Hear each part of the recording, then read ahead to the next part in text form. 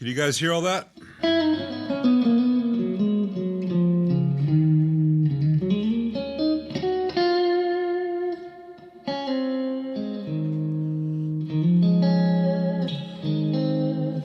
That's that old reverb unit. It seems to be working now.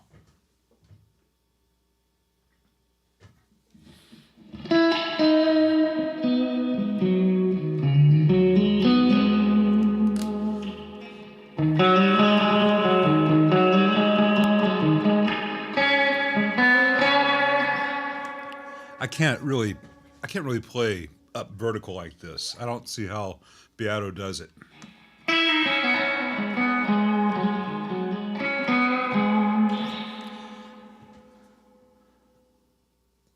But I've really been enjoying playing this thing, and I will be showing the work done on it and then the remaining issues, including how to prevent a ground loop, because that's a big issue with these things if you have a proper safety ground like this one now does.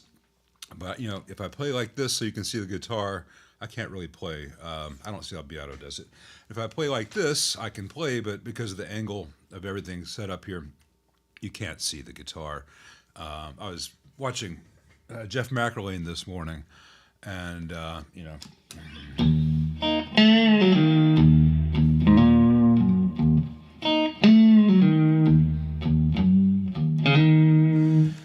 his little best riff ever video is very cool. But he's a much smaller person than me, so when he sits like this, the guitar is here, and you can see everything.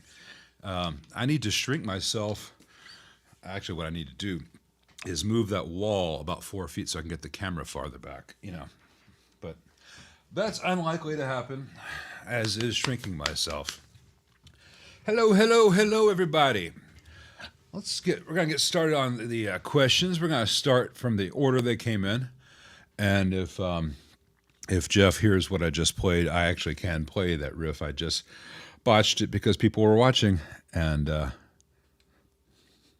seems to be my trademark. All right, let me get back to the beginning of everything. So if we could wait just a little bit on the questions. I've got quite a few already, and if it's really hard to keep up. So I'll try to answer them as quickly as possible. There's a couple that came in before the live stream started that I can't put up here. Clint Loy, hey, can you speak to the notion of blackfacing or pre-CBSing old Fenders? When is it appropriate? And what does it actually accomplish? Thanks. The pre-CBS changes. So depending on the model, some amps like the Princeton, the Deluxe Reverb, had very few changes over the years. Others like the Super Reverb and the Twin, etc., had a lot of changes. Most of the changes in circuit started late 68, and then they accelerated pretty quickly at that point. In general, though, they were trying to do two things. CBS was trying to make the amps cleaner because of the perceived demands of the market for a cleaner, higher headroom amp with more output. And at the same time, they were trying to either save money per amp or make more amps more quickly. And so they started making very sloppy builds. And, they'd have excess wire because it was built in a rush. And those amps would oscillate, so they'd add snubber caps, like the 2 nanofarads from the output grids to ground and most of those things. They started waxing the board, so the board wouldn't absorb moisture and warp, which is a short-term solution, but over time, that wax, as I've shown, actually becomes conductive. And so now, a long time after the 70s, 50 years afterwards, the wax became a problem, though it was trying to solve a different issue. So there are construction benefits to blackfacing as far as going through and shortening all the leads. As far as the bigger circuit changes, not just how they're built, it depends on the model. And some of the ultralinear amps, the Twins and the Pros and the Supers, really do sound good. They may not be the sound you're looking for. It's easy to make a joke and say, hey, if you're in the Starland Vocal Band, it's perfect. But there's some really good music done with those amps in the 70s. And, if Hendrix had lived a bit longer and done a whole bunch of albums with some, 74, 75 ultralinear Showman Silverface beasts, none of us could afford the Silverface stuff these days.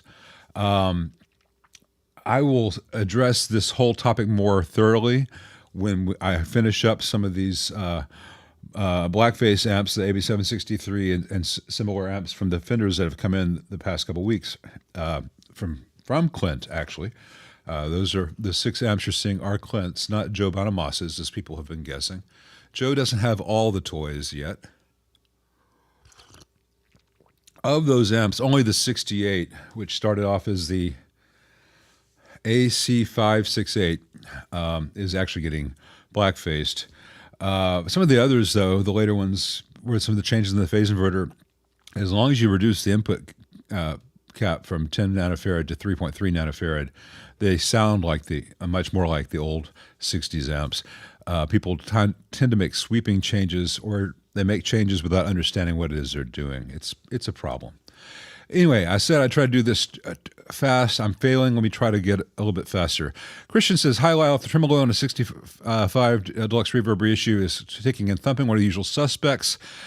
Ticking is usually at the roach, and there is a published fix for this in most Fenders where you add a 10 nanofarad or 20 nanofarad cap either across the roach on the side from the 10 meg resistor to the ground side, or across the 10 meg resistor from the 10 meg resistor to the B+.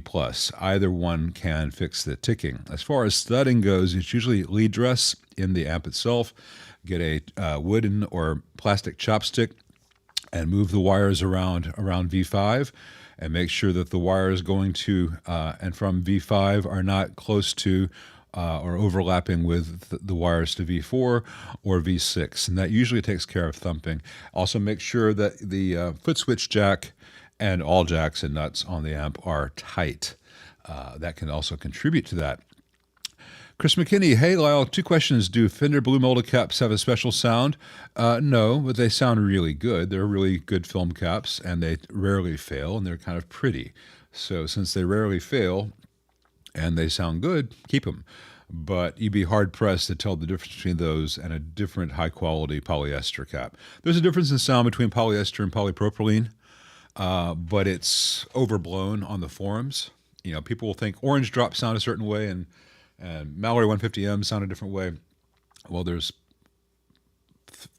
3 different main subdivisions of construction methods used in Orange Drop. So polypropylene 716P does not sound the same as a polyester 400 or is it 220 PS? I can't remember all the things.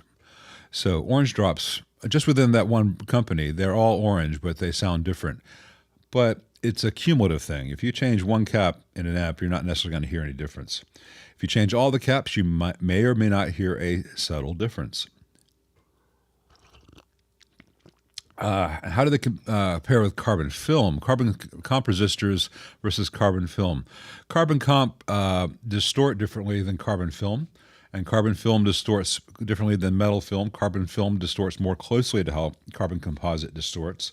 It won't happen in all parts of the circuit, and the trade-off for that is you can have more self-noise because it is inherently a noisier material. It's going to be more apparent in very large values. Usually you're okay with plates, though over time they can absorb moisture and become problematic. It's the larger values like 1 meg and higher that really you're asking for it. So in a general sense, if you are building an amp, unless you're doing ultra high gain, in which case I'd be looking at 2 watt and 1 watt metal films for almost everything, a couple of metal oxides. Most gain level amps, up to Marshalls and Friedman kind of stuff, you're probably best off choosing a carbon film because it's a good balance of the characteristics that we've all come to like from carbon composites, but it's a lower noise floor, and you can go up to a 1 watt carbon film, which will have approximately the same self noise as a half watt metal film. So you can get, by increasing the wattage of the carbon film, you can get the desired noise reduction while retaining some of the asymmetrical clipping and distortion characteristics we like. Carbon composites are being discontinued by almost every manufacturer who is making them up to a year ago. And so that supply is going to be dwindling. So I have made it my policy now for while I have access to good carbon comps, if someone brings in, these old fenders from the 60s, these 60s fenders will get them until I can't get them anymore. 70s fenders, I'm going to be using carbon films. Most Voxes, I use carbon films because the better sounding JMI era Voxes use carbon films. Same for Marshall. Most Marshalls use metal films. Carbon films. Only a very few early JTM45 and JTM50s really were heavy on the carbon comps. And that's kind of thing where those amps are so valuable that it's worth tracking down, new old stock Allen Bradleys and stuff. Hope that helps. I can't go on much more longer than that because there's so many other questions. Walter Rushing, for instance. Hi, Lyle. Hi, Walter. For some reason, my hot rod DeVille clips when the bright switch is on and using JJ preamp tubes. Any idea why this happens? Does it only do that with JJs or does it do that with others? You may have maybe an oscillation. Maybe that tube is very sensitive. I would be very surprised if more than one JJ did that, while no other manufacturer's tubes did that.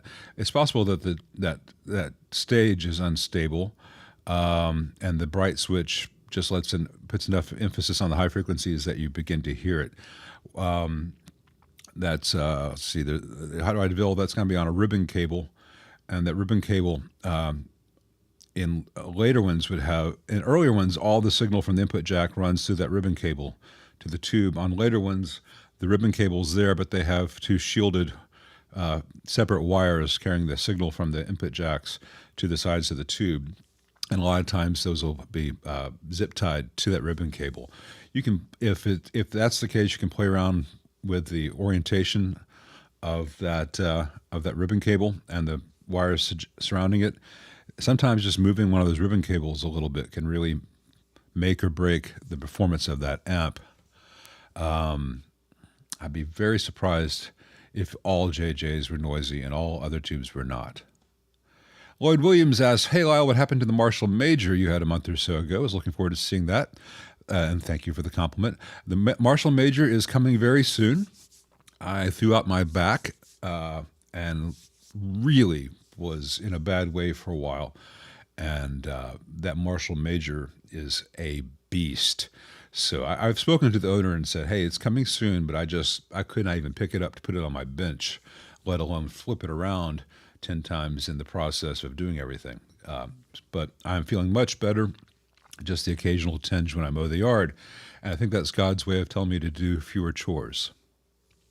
We'll see how that goes. All right, I think we're caught up now. Not quite.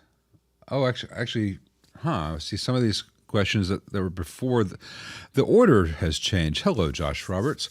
Frank Pisha, it's your birthday. Can you send my your Princeton reissue? Email me. We'll talk about that. Maybe I can squeeze it in. I've got a pretty full dance card right now, and I don't like to take too many amps in at once because then people are like, when am I getting my thing back? Let's see. All right. Sorry. Some of the questions that I just answered I could have put up on screen, but they weren't here a minute ago. I saw them on the YouTube thing. Let's see here. Vinicius is here. Lou's here. Gonna go pig. Yellow first, red. Let's see. Day Sleeper. Okay, I'll put Day Sleeper up here. Sorry, now we're caught up. He was just chatting about me on Paul Stafford. Yeah, I saw Paul got a 68 Custom Twin, and I hope to God he has better luck with it than the amp deserves. I have not had a chance to watch that video yet. I saw it about 15 minutes before starting this, so. And that's the thing about the 68 Custom series. It's not a matter of, he got a bad one or someone else got a good one. There are no good ones. It's the flaws to the 68 Customs are baked in. They have very, very dumb circuit decisions. It's like a badly modded amp that they sell you new. And the way the reverb The two channels are blended together for reverb and trim on both channels, is the noisiest, cheapest, laziest way you can do that. So that's the way they did it. So I'm not a fan of the 68 Custom Series. The 65 reissues are quite good. There are a couple of little reliability things that any tech can do very easily, but the 68 Customs, you pretty much have to make them back to the 65, or you need to blend the channels intelligently, which most techs know how to do. Those techs don't tend to work for Fender these days. Hey, Rob F., thanks for spending time with me. Let's see. All right, people are liking that reverb. That's good. Melody Stallions. Hey, thanks very much. Appreciate that. I'll have to check you out after this. The whole band likes amped videos. I hope you guys are a loud, loud band. Hey, Victor, aloha. Drippy, Gringo says. Hey, Surge98, he says, or she says, all electrolytics dry out of time, but I never see any discussion of recapping vintage pedals that have small electrics in the circuit. Any reason not to do this? No, I change out electrolytics all the time in old pedals. The issue is that things which have heat and higher voltages and higher current tend to fail faster and last a shorter period of time than the typical, say, 16-volt cap in a 9-volt pedal where there's no appreciable current. And this doesn't have any temperature swings beyond, if you leave it in the trunk of your car one day, then that can get pretty hot. It's bad for an acoustic guitar, but it's nothing compared to the temperature inside an amp by the end of the second set. So when I get an old pedal in, I always expect to probably have to replace the electrolytics, and I fully expect to, especially on old WAs and stuff, tropical fish caps, the epoxy cracks and the moisture gets in.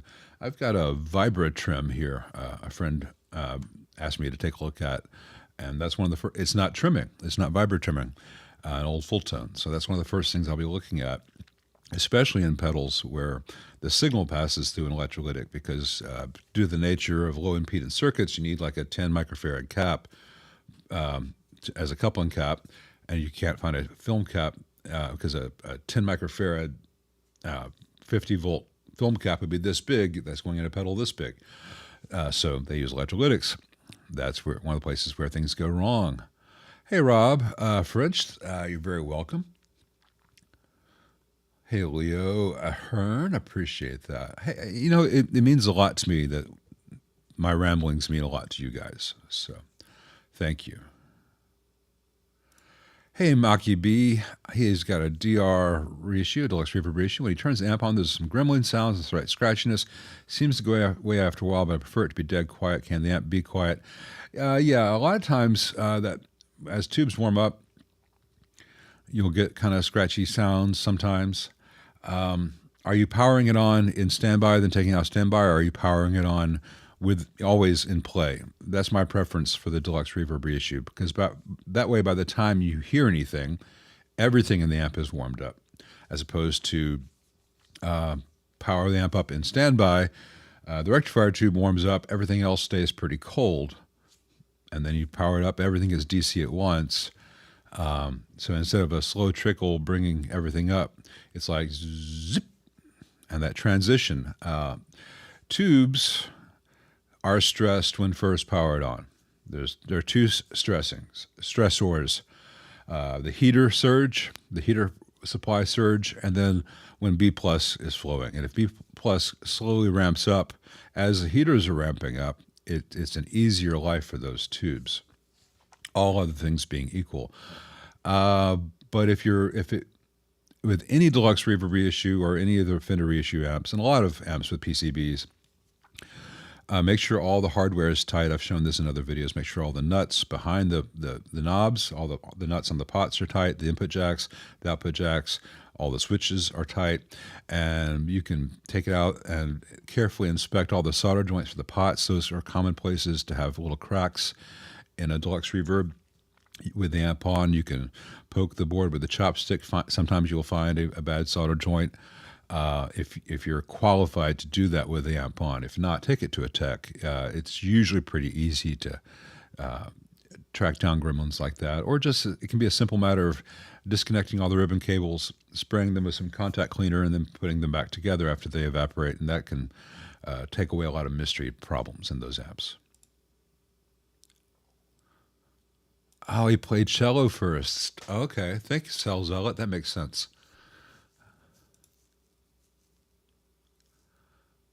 Marcus Neiman, if you have a 74 Pro reverb and the tubes are red plating, it may or may not be the coupling caps. What I would do is if you're qualified to do this, and you can do this without the amp being open, power the amp on in standby without the power tubes, and measure pin 5 for DC, and see if it's the same at both power tubes. And then take it out of standby and see if the DC at pin 5 changes. So if you have, say, you power it on in standby and you get negative 42 volts at pin 5 of each tube, you know the bias supply is good. If you get 42 volts at one tube and 20 at the other, you know something's wrong in the bias supply.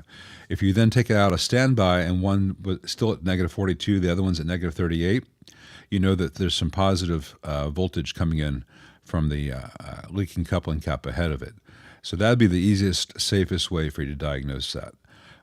There are other ways. You've seen me, if you check the video I did the other day on that 61 Princeton where I'm measuring the astrons for leaking voltage, you can see me do that, where I lift the end of the cap away from B+. This would be with the amp on without power tubes, to just be easy for you.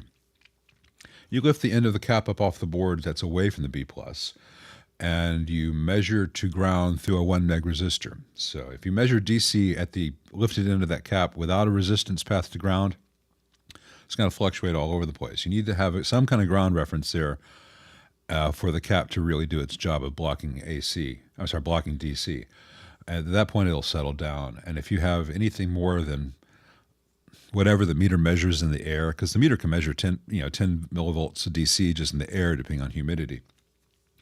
But if you measure one cap and you get 12 millivolts, and then measure the other cap and you get 400 millivolts, that cap's leaking, and that can throw off bias.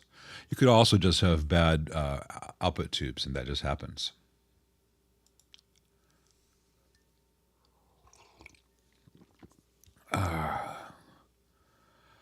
Hey, Martin Reed, joining us from Scotland. I hope you enjoyed your fireplace last night.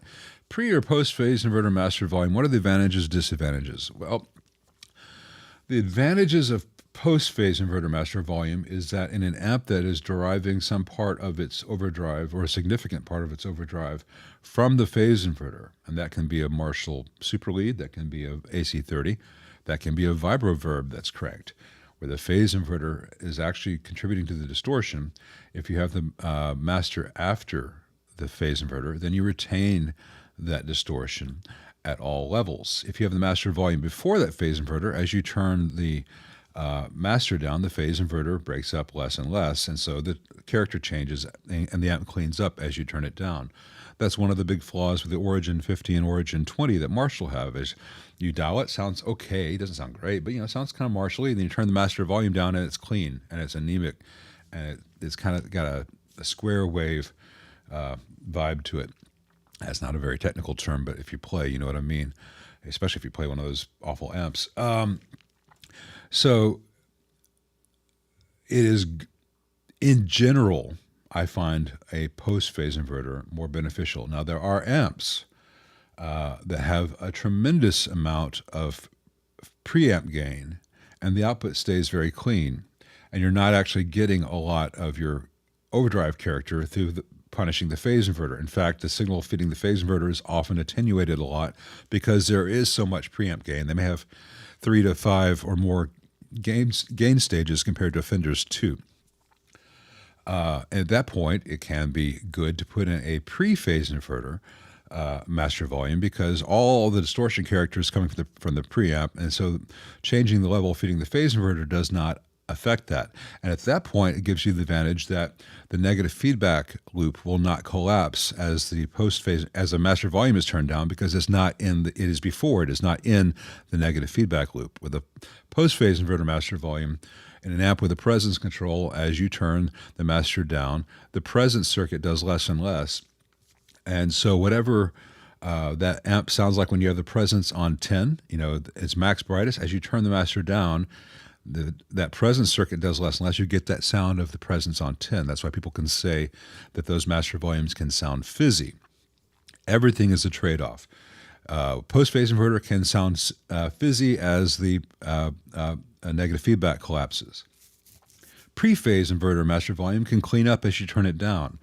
In a perfect world, you might have both types, where you'd say, I'm going to get 50% of my gain reduction from the post-phase inverter, just to the point where the negative feedback loop and the presence is still working. And then if I need it lower than that, I will then lower a little bit of the pre-phase inverter. And then I may also have a speaker attenuator. So if I lose 6 dB here, 12 dB here, and 4 dB here, that's a very convoluted way to get a transparent master volume. In general, a good amp designer, you can tell them by, Friedman, John Suhr, Greg Germino, etc. They have already made all these decisions for you, and you've got to realize that the goal of a master volume on a 100-watt Marshall is not so you can play the damn thing in your bedroom. It's so that you can play it on a stage at an appropriate level that's still quite loud, because it has to be able to hang with acoustic drums. So that's probably as far as we can get into that here, but let me know if anyone has any questions past that. Hey, Clyde, I don't have much experience with amps for acoustic guitar. I would always, if I were playing acoustic guitar, seriously, I'd be toting a very small public address system, powered monitors, and I would not be looking for a little box with all the stuff in it. I would make my own rig. I'd probably choose, I need to look and see what's on the market these days, but 15 years ago I would have said I would get a Baggs Para DI with a notch and the phase reversal, and then I'll carry around a powered JBL monitor, maybe 2, and some stands for some large gigs. I think JBL is not a very good company. It was a for instance, but there are good quality monitors out there. I would be thinking of it as a small PA rather than a box with speakers in it that kind of looks like an electric guitar amp, because I've never heard one, Fishman, etc., that was worth a darn. Sorry to be so negative. Pardon me. All the pollen's in there. Hey, Don, thoughts on grounded 3-prong replacement versus 2-prong polarized, especially related to ground loops? Well, that's a big issue with this reverb unit here. I don't think that any high voltage, high current devices like guitar amps or even this little reverb unit should ever be used with a 2-prong polarized power cable. Has to be 3-prong grounded, and you have to make sure that the outlet it's plugged into has a ground and is wired correctly. Because if right now this is it's going to seem like I'm being a hypocrite. Right now this is going into my you can't see it here, but right here I've got my Variac, and I have the ground lifted on the Variac so that there's no ground loop between this and the amp it's plugged into over there. This is a short-term solution for testing, and I'm going to be implementing something which allows you to have this fully grounded and safe without a ground loop. For the purpose of doing this today, I have that ground lifted. But that means I am trusting the cable, which is very small and doesn't handle any current, and gets stepped on, and cymbals get dropped on, and people walk on it, to protect my life, because I don't want my life to be dependent on whether the guitar cable, which is not rated for any current whatsoever, is in perfect condition or hasn't come unplugged. I want to have a big physical AC cable that's behind everything, that's not being stepped on and abused, that's rated for current with a much tougher jacket. And so I will be talking about this more at length in the next videos on this reverb unit. But it is a good thing to discuss. But the shortest answer is never, ever spend much time with an ungrounded amplifier.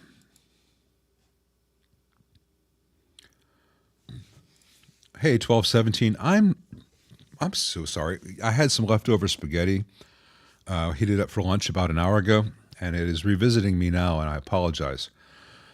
Don't mean to be making gross sounds, but it was really good. Arrabbiata, nice, and the mutton is nice and lean. I would contact Tube Depot and the Tube Store, and maybe Eurotubes, and see if they would be interested in doing that and what they would charge.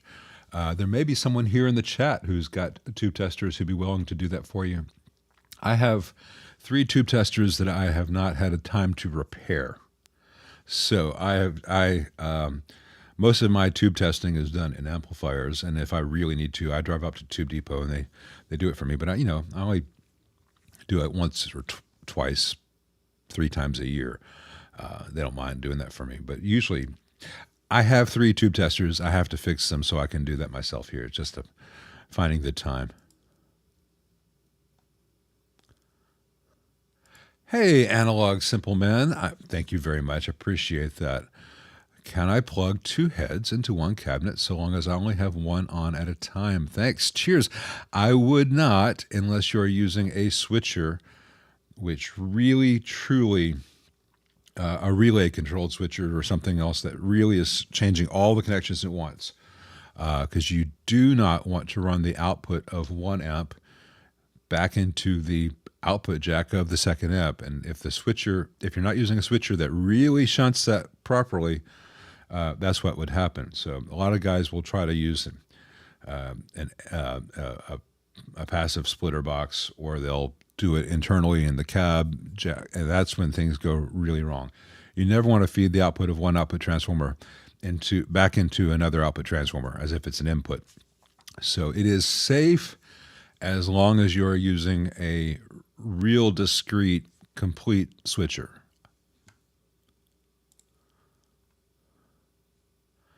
Hey, Jimmy Mack, which 60s are potentially good deals? In general, the larger ones are less expensive on the market today. I have seen, and the ones without reverb. So I've seen some Bandmasters, 60s Bandmasters for like $1,300, and you can usually get a twin or a super or a pro reverb for less than you can get a Princeton or a deluxe reverb or a Vibrolux. Just because people today tend to want the smaller, lighter, lower volume amps. So as long as you remember that it would cost about $4,000 to build a twin reverb the way it was built in 1965, and about $2,800 to build a deluxe reverb the way it was built in 1965. They're all really good bargains. If you get a twin reverb for $2,800, you're saving $1,200. You got to think about it that way, because, and I'm not saying, some Bubba in his garage will make a twin copy for $1,200. What are you talking about? A $4,000 amp, $3,000 amp. If you look at what Fender was actually charging in 1965, you adjust for inflation, you think, okay, an actual company's making this with a distribution network and employees and safety testing and certification, and they're paying their taxes. That's what it costs on the market today. So, I think there are, aside from some of the Tweed amps today that are going for like $5,000 to $7,000, almost all the black and silver panel amps are fantastic values. There are a couple that are crazily priced, but anything under $3K, I think, is still phenomenal. And as much as it hurts me to remember that $3K today is not as much as $3K even 5 years ago, which makes us all sad. Hey, Ron, he's got an Engel Fireball 25, makes a loud buzzing sound every 5 minutes every time when turning on the amp, or makes 4 or 5 minutes every time when turning on the amp. Your amp guy couldn't find the issue. Well, I do not have any familiarity with the Engel Fireball 25, so I don't know what the circuit is. if I had an amp coming in and that was written on the description, I would probably try to listen to see if it's happening physically, acoustically inside the chassis, as well as being transmitted through the speaker. Sometimes that can happen with a bad diode that takes a while to warm up, or a bad solder joint in a diode bridge. Sometimes that can happen with the power transformer that's a little bit loose, and then as things get hot, it just magically stops. So I would make sure that all the hardware on the amp is tight. I would make sure that the transformer bolts are tight, and I might investigate the diodes. I assume it probably has diodes rather than a rectifier tube, but I don't know that model. So from a distance, I cannot second guess your amp guy, but those are general things I would look at. And for all I know, he did, but I'm sorry I don't have any more concrete solution for you. Hey, Jamie Neese. Yeah, I know Roy. Roy's a good guy. Hey, David Dugas. I am accepting amps, but I'm being a bit selective. You have a 64 custom deluxe reverb. I would not be working on any more 64 custom deluxe reverbs. I don't mean to be mean to you. There are lots of techs out there who can, because that is not Fender is not making the quality that they're selling, or they're telling you that it is a higher quality product than they're actually selling. And unless it's an existing client in town who has one as well, I don't think that's the best use of my time to tell someone that, yeah, Fender sure did a dumb thing here. I'm sorry you got stuck with it. So I'll tell you that for free. I would advise selling it and buying a Silverface deluxe reverb and getting that brought up to spec. Or there are a lot of other companies that make very good deluxe reverb variants that would be better choices. The 64 Custom Series is just nightmarish for the price that they charge. And I'm sorry if it makes me sound like an asshole. I don't mean to be. So yes, I am accepting amps, but I'm being selective, and that's one I would not be interested in taking. Hey, Matt Johnson, appreciate that. Kidney stones. Oh my God. Yeah, I feel bad with my bad back. You saw that and you raised it a kidney stone.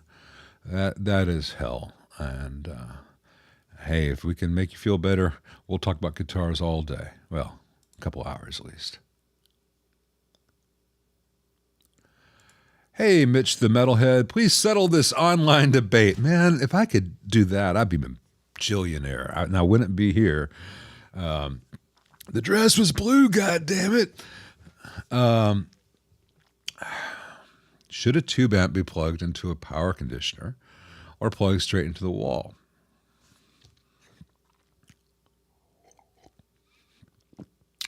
Most Furman power conditioners, most Monster power conditioners aren't really power conditioners. They've got a little simple RFI filter to take a little bit of noise off the circuit. Like if you're plugged in the same circuit as a refrigerator or a laser printer, they might be able to take some of that yuck off the AC line.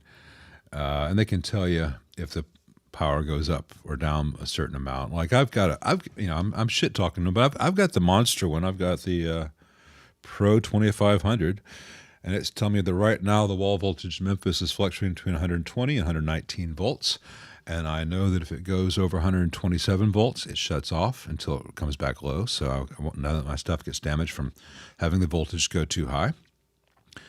And I can look at it and tell if the wall voltage has dropped to 109 when everyone's air conditioner kicks in August.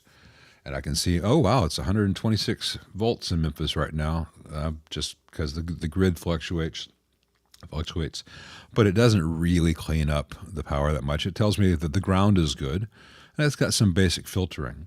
The same basic filtering you can get in a $15 power strip from Walmart or Home Depot or whatever.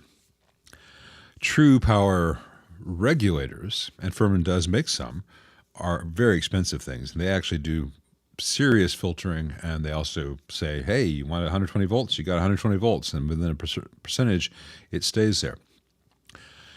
That's a very expensive thing. And then you get to top level thing like touring bands do, where AC/DC will only run their amps at 232 volts at 50 hertz. They can do that wherever they are in the world, but that's a $4,000 or $5,000 per rig setup.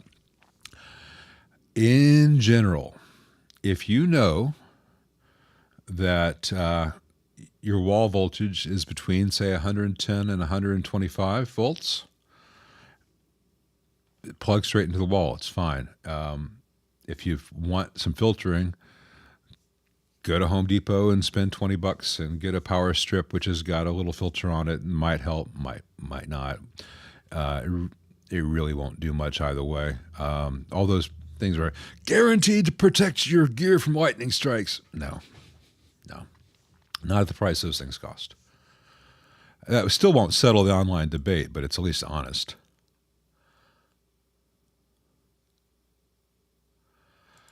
Hey, Luke Geiger. He says, this Princeton 65 reissue is being serviced by a tech for loose V1 sockets and a microphonic power tube. Where would I recommend him setting the bias once the tubes come in? I would not recommend anything to your tech. I would ask, I don't want to be the guy on the internet telling other techs what to do. I would not take it kindly if a customer came to me and said, hey, man, I saw on this YouTube video you need to do this and this and this and this up, and I'd be like, well, take it to that guy, because obviously, so I don't want to second guess him or tell him how to do his job, or her.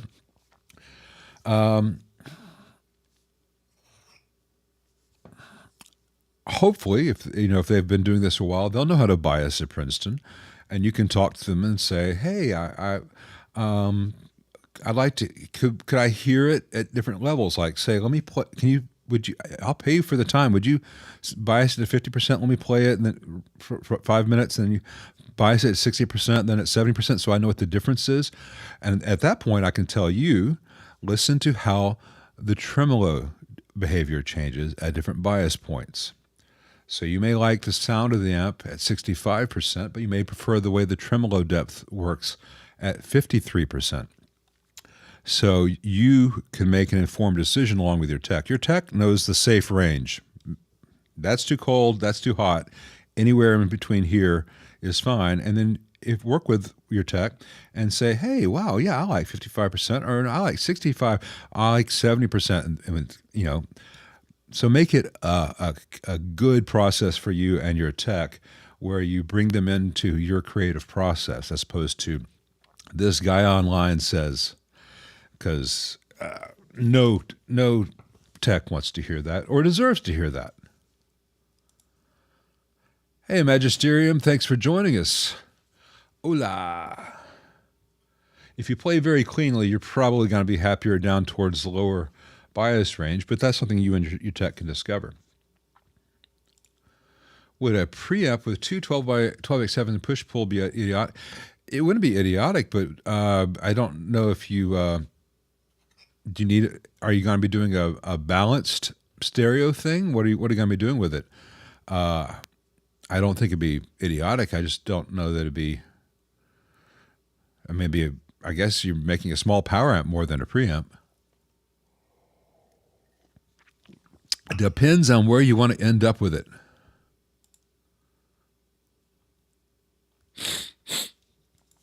Hey, Michael.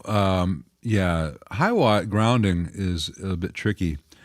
And I think beyond the scope of what I can do here, because I don't have any diagrams or pictures ready to show you, and it'd be hard to describe.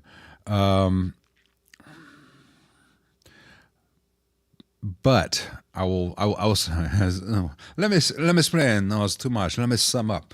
There are grounds being made to chassis over by the power tube section.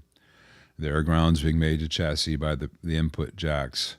Some of the grounds being made to chassis over by the power tubes would be better off made by the input jack, so it is better to run a wire all the way to the input section. In general, you want to separate HT ground, HT center tap ground, and filter and reservoir cap ground. Those are your noisiest grounds in the entire amp. So your first filter stage and the HT center tap ground, those are noisy. You want those going to chassis, ideally either by themselves, physically distant from everything else, or going to the same ground point, but via a wire or path that nothing else shares and only making contact right there at the chassis point. In general, you can get away with just having those two grounds going to chassis right where they are, as far from everything else as possible. Next level of noise would be the bias supply, which you want to treat similarly, but it does not need to be tied to the same ground as the HT and reservoir cap. And then all the grounds within the negative feedback loop. So your screens, your phase inverter typically. Those are all going to be in the negative feedback loop, and those need to be referenced to one point, which then goes to the preamp ground point of the amplifier, as opposed to going to the same ground as the HT center tap and reservoir cap. So beyond that, I think this would get very difficult without pictures, but those are the principles. Hey, Ted222. Oh, the HT 150 and 130 amps are fantastic if you want a very, very loud, very quick attack, very clean amp. I mean, it's somewhere in between Leonard Skinner and Hee Haw, and that sounds like a put down, but there were some fantastic players on Hee Haw back in the day. So if you're playing.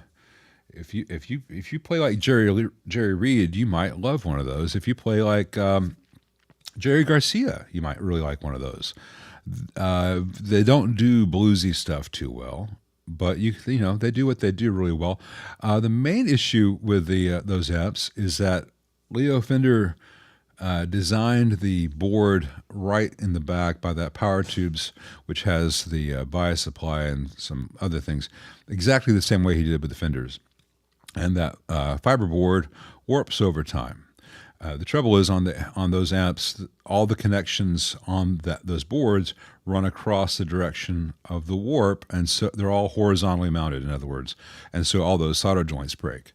So generally, every Music Man that comes in, I change out the filter caps, I reflow all those solder joints on the wavy board, replace all electrolytics. And then, clean the pots, and then occasionally you've got to hunt for some old transistors that haven't been made in a while, but they're still on the market in general. They're good, but play one before you buy one because they're very loud. They're very unique and special purpose in sound, and they're very heavy. If you have a 79 and 71 Twin and Super, you may already be able to do those sounds pretty darn well. Especially a 79 Twin, that's going to be a clean behemoth. 6PS. Hey, Matt Fields. Yeah, 6PS. Thank you. Hey, Gary. Yeah, in general these days, I recommend the preamp tubes that a good vendor has in stock because not all tubes are in stock at every vendor. Of the ones on the market right now, for a Fender, I quite like the TAD red bass. Sorry. The TAD red bass 7025 premiums are quite nice when you can find them in stock. CE's been out for a while. Other places don't have them. Sorry for all the comedy. Hopefully it's comedy for you guys. I just realized I spat on myself in front of all you people, so I was trying to play it off like I'm cool or something. How did it work? Anyway, beyond that, the Electro-Harmonix 7025s can be quite good. The Electro-Harmonix 12X7s are pretty much junky. I think all the bad ones, they put the yellow print on and say those are 12X7s, and all the good ones that pass their internal testing, they put the silver print on and call them 7025s. And, there's nothing wrong with JJs. JJs have had an issue with the glass losing vacuum, but I've seen less and less of that over the last 6 months, so hopefully that's out of their system. But someone else is going to say, no, man, you need to get cryogenically frozen $120 tubes that are the same tube in a cryogenic label black box. You'd probably be fine with Sovtek W12, W7 XAs, whatever they are, the 12X7 WXAs. I can't remember what the. I'm terrible at remembering sequences of letters and numbers. Anyway, pretty much the most generic Sovtek 12X7 on the market is usually fine for one of those too.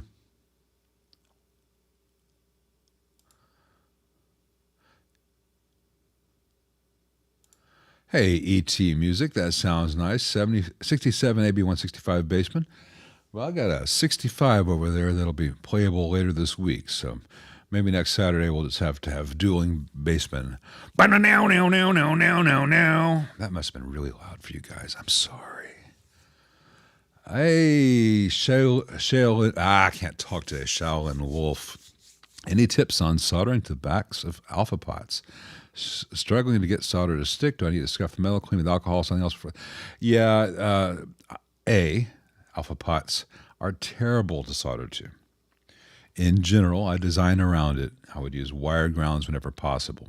In an amplifier, I use a wire for the ground, and then I just let the pot shell be attached to the chassis for shielding, but not as a part of the signal ground. In a guitar, I don't use them because of what you're talking about. Scuffing is not sufficient. You need to sand a coating off the back. Those pots have a coating. You need to expose an area of it. You can use sandpaper.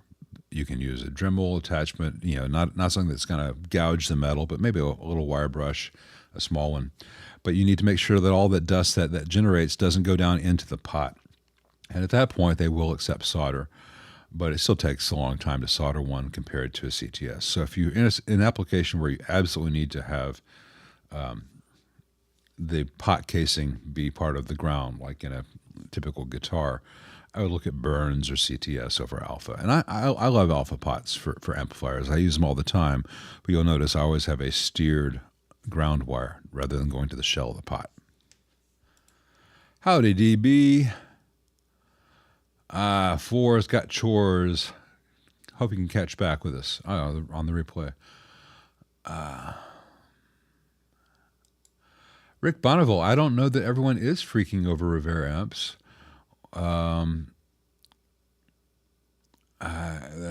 Nobody talks about the Super 60. Well, I'm not a big fan of the Rivera era Fender amps, not because Paul made any mistakes. He's got some tonal preferences as a player that I don't always agree with. Yeah, Lukather used one. Great. I don't like the sound that Lukather got on a lot of his stuff. He's a great player. Seems to be a cool guy. Very musical guy. I don't care for all his signature sounds. But the Rivera Fenders suffer from some really good designs, however much I may disagree with some aesthetic choices. They're good designs at a time when Fenders seemed unwilling/unable to build anything well. And I think you couple ambitious designs with a particularly bad time at the Fender factory, you get some really poorly built amps. I don't think that Fender at the time could have built a good basic deluxe reverb copy, let alone something with all the bells and whistles that Paul was putting in there. I have nothing but respect for Paul. He's a dark chocolate guy, and I'm a milk chocolate guy. That's for instance. Hey, Andy Kulikowski, appreciate that. He's got a Gibbs tank and a super reverb that sounds harsh, almost like a plate reverb, and too wet, and -2 on pot. Tube's good. Tank, circuit.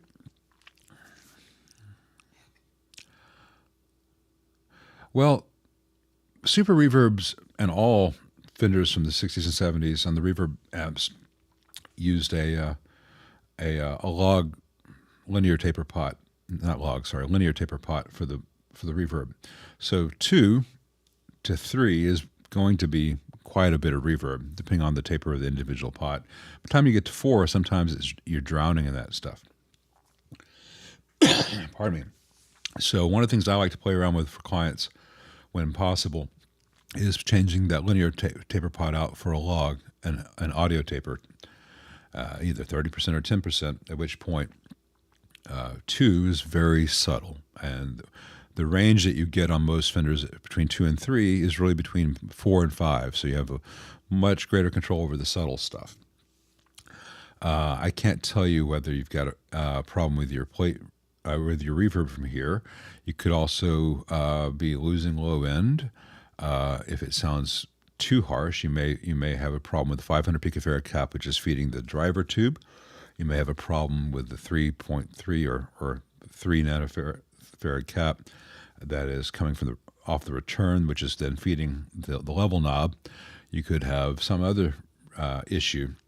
You could have a cathode bypass cap on the either stage, send or return, which is losing low end because it's no longer in spec. So I cannot tell you from here. As far as being the tank, you'd have to try a different tank. It's also possible you have a bad sounding Gibbs, just even though it was made by beautiful girls in an air-conditioned factory. So I would try a different tank before I did anything else because that's easily done.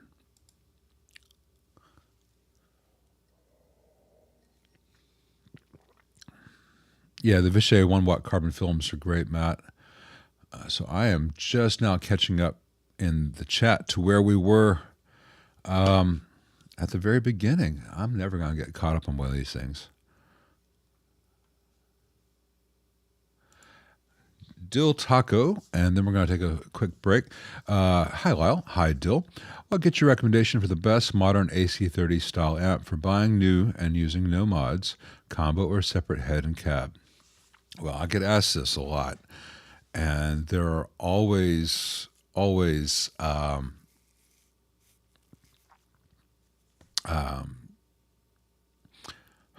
things to consider. Many traditionally would say matchless or Badcat.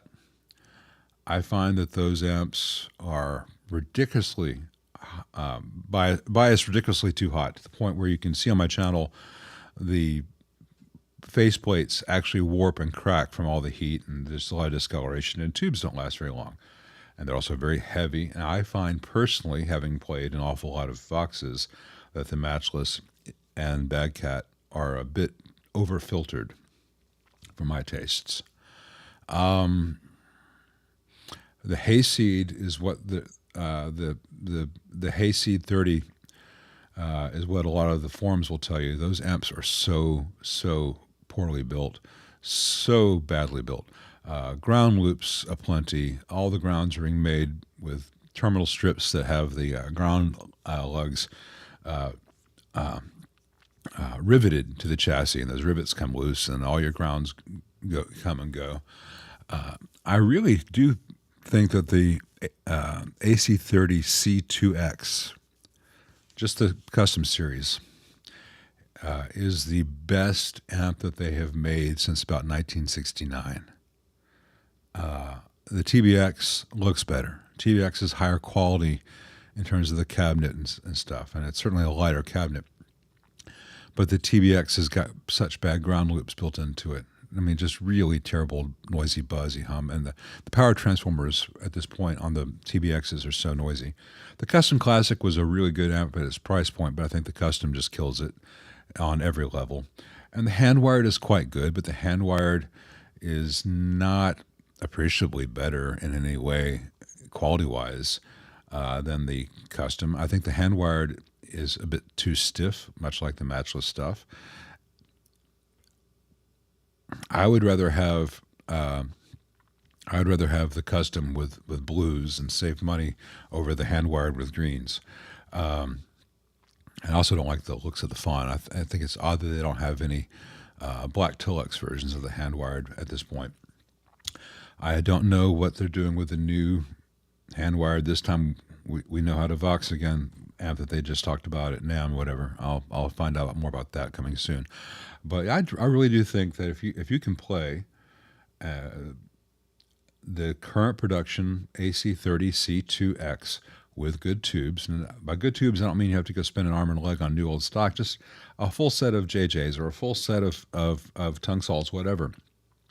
Because the stuff they ship with is some generic Chinese stuff that's been shipped 4,000 miles before you even get to play it. That's a really good amp, and it will sound very Voxy, especially after the speakers break in and they get about 4 to 6 months of break-in time.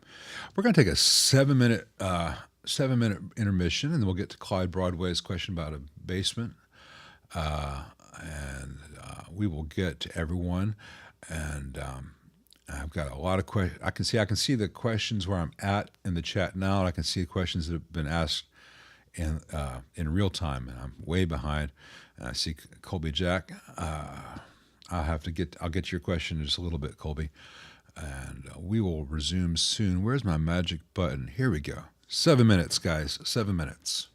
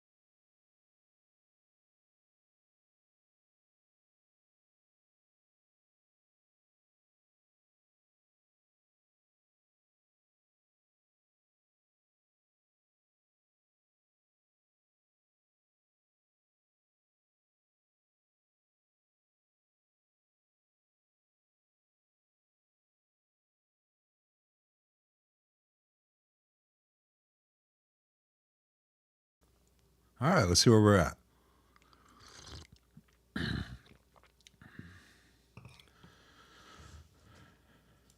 Hey, Clyde, like I said before, I don't suggest things to other techs unless the techs ask me. I don't feel comfortable doing that. I don't think it's professionally good. I don't think it's something that any tech appreciates. So, and there's nothing wrong with a stock 5F6A. 5F6A. Let's see. Ted 222 on a HD 130. 6CA7 is just a US made EL34. You're not going to hear much difference. I would contact a good tube vendor and see what they recommend for a very high plate voltage amp. HD 130's got a lot of voltage on the plate, and they're going to probably know their stock pretty well. And they may say, hey, yeah, we've had really good luck with these EL34s, et cetera, et cetera. I don't mean Guitar Center. I don't mean Amazon. I don't mean eBay. I mean the Tube Store, Tube Depot, Eurotubes, et cetera, et cetera. The places that sell these things. This is what their primary business is. They know what they have, and they know what the returns are, and they know what works well in certain amps.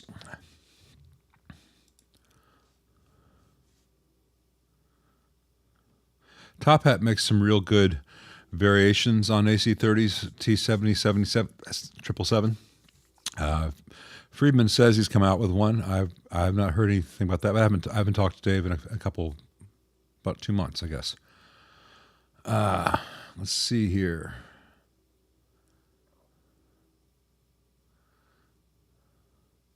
Well, Matt Field, you can love the 68 Customs because you can buy them and turn them into real amps.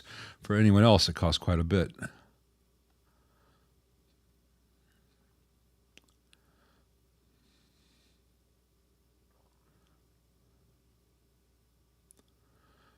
Hey, forgive me if I'm. Is it Paul Ovenstad? Thank you for joining us. It means a lot to me that people from all over the world are here. As I said before, I would love to travel much more than I can afford to travel. So I really like having this kind of outreach, not because I'm able to tell you guys all this fantastic stuff. It's because I get to hear about your lives. And I'd love to have, more information about people in various countries experience, what's it like, not just the day-to-day, but, what's it like on the music scene? What amps do you have? What amps do you love? What music do you love? In general, we all have so much more in common than we have than we have differences. And I love the more that comes home to me. And I'm also in awe of everyone out there who speaks English so well as a second language. Most Americans barely speak English as a first language. And, I certainly have tried, and I have smatterings of French and Spanish and Italian, but just smatterings. When I do travel to those countries, I have the functional vocabulary of a slow 3-year-old, and it's very frustrating to me because I'm kind of loquacious in my native tongue, and then I in other countries I live in present tense. I can't argue with anyone. It's terrible. I need to get better at languages so I can have arguments over there too.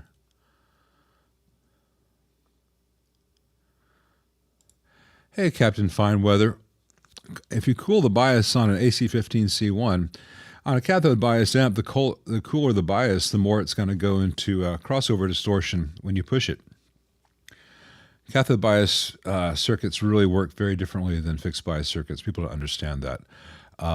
You really want to have the self-bias as hot as the tubes can handle without melting. On a typical 12-watt EL84, you would bias them to idle at 14 watts. That way, when you push them, they end up in the same kind of, this is an approximation for the purpose of this discussion, they end up kind of in the same place of the curve that a fixed bias at 70% ends up at. So you're well away from crossover distortion. if you bias them cold, then they only go colder when you play, and that's when you get nastier sound. If you have fizzy overdrive with an AC15C1, you've got some other issue, not the bias. Look at the video on here called Tone Hang with Steve. That was a AC15C1 with the greenback, and I told you everything that I did to make that amp sound different, and not fizzy at all. So you may have a bad tube, you may have something else going on that I can't diagnose from here. But I would not look to cooling the bias to make the amp less fizzy. Cooling the bias, if anything, will make it more fizzy.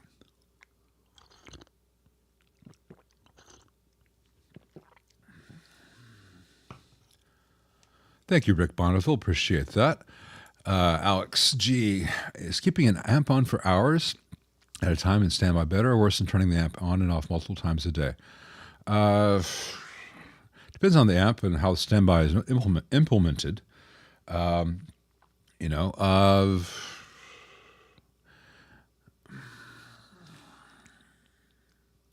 It's probably, if you're going to be using it all day long intermittently, it's probably best to keep it on. And if the standby is well implemented, yeah, put it in standby. You'll draw a little less power out of your wall socket. You'll have a slightly lower heating bill, utility bill. It won't really affect the amp either way that much.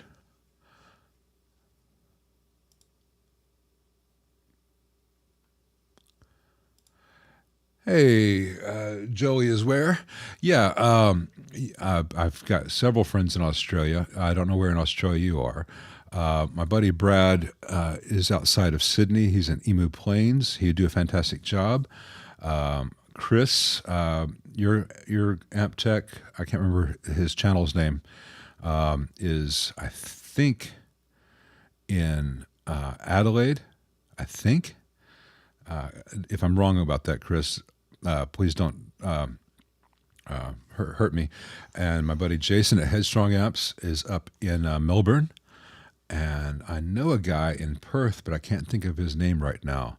So Brad's Guitar Garage, your Guitar Amp Tech, and Headstrong Amps. Check out those channels. See who's close to you. Tell them I sent you. And they'll give you a special rate. All three of those guys are great and will take good care of your amp. And if they have any questions about the ground fix on the top boost and the TBX, they're my buds. I'd share some notes with them. I know Brad's already done that.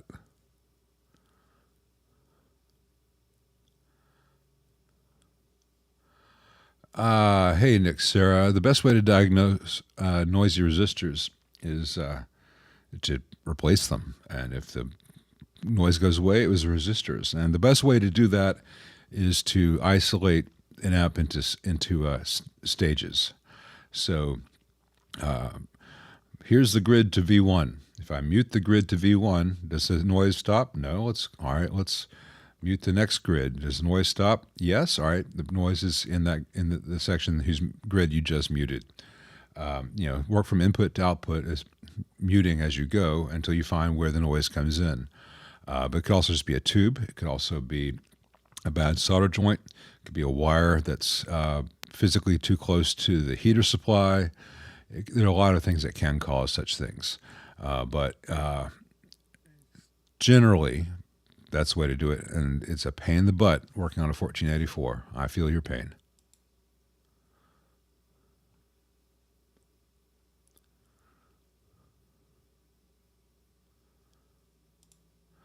No.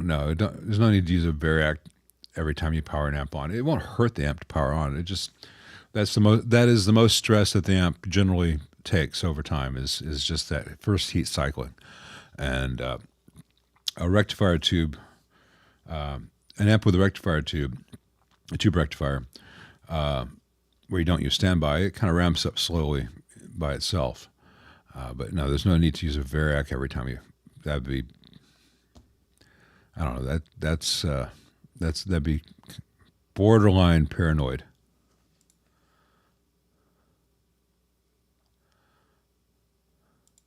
Hey, Bino, it's not too difficult to do, but it is a little bit invasive to do. Um, there are various types of post-phase inverter master volume. I prefer what's called the Larmar, which is replacing the bias leak grid leak resistors with pots. There's also the simple crossline, which works well, but it doesn't have the best sound at lower volumes compared to others. That's a very non-intrusive one to do, but you also have to worry about where the master volume physically is in the amp. If it's a pre-phase inverter like in the top hat and it's right there by the tone stack, you pretty much don't want to route your output signal right back there to the preamp stuff that's next to it. So you have to watch lead dress. And there's also the value of the amp. A top hat in original condition is worth more than a top hat which has been modded. You can reach out to Brian at Top Hat, but I'll tell you, he likes the sound. He and I had a friendly discussion / theoretical argument about this. He likes the sound of a master volume that cleans up the phase inverter as it's turned down. He hates phase inverter overdrive. I disagree. I like phase inverter overdrive in a classic amp. So what to me is a weakness, to him is a strength, and he will not want you to change that. And that's his right, and he's not wrong. It's a peanut butter versus chocolate thing.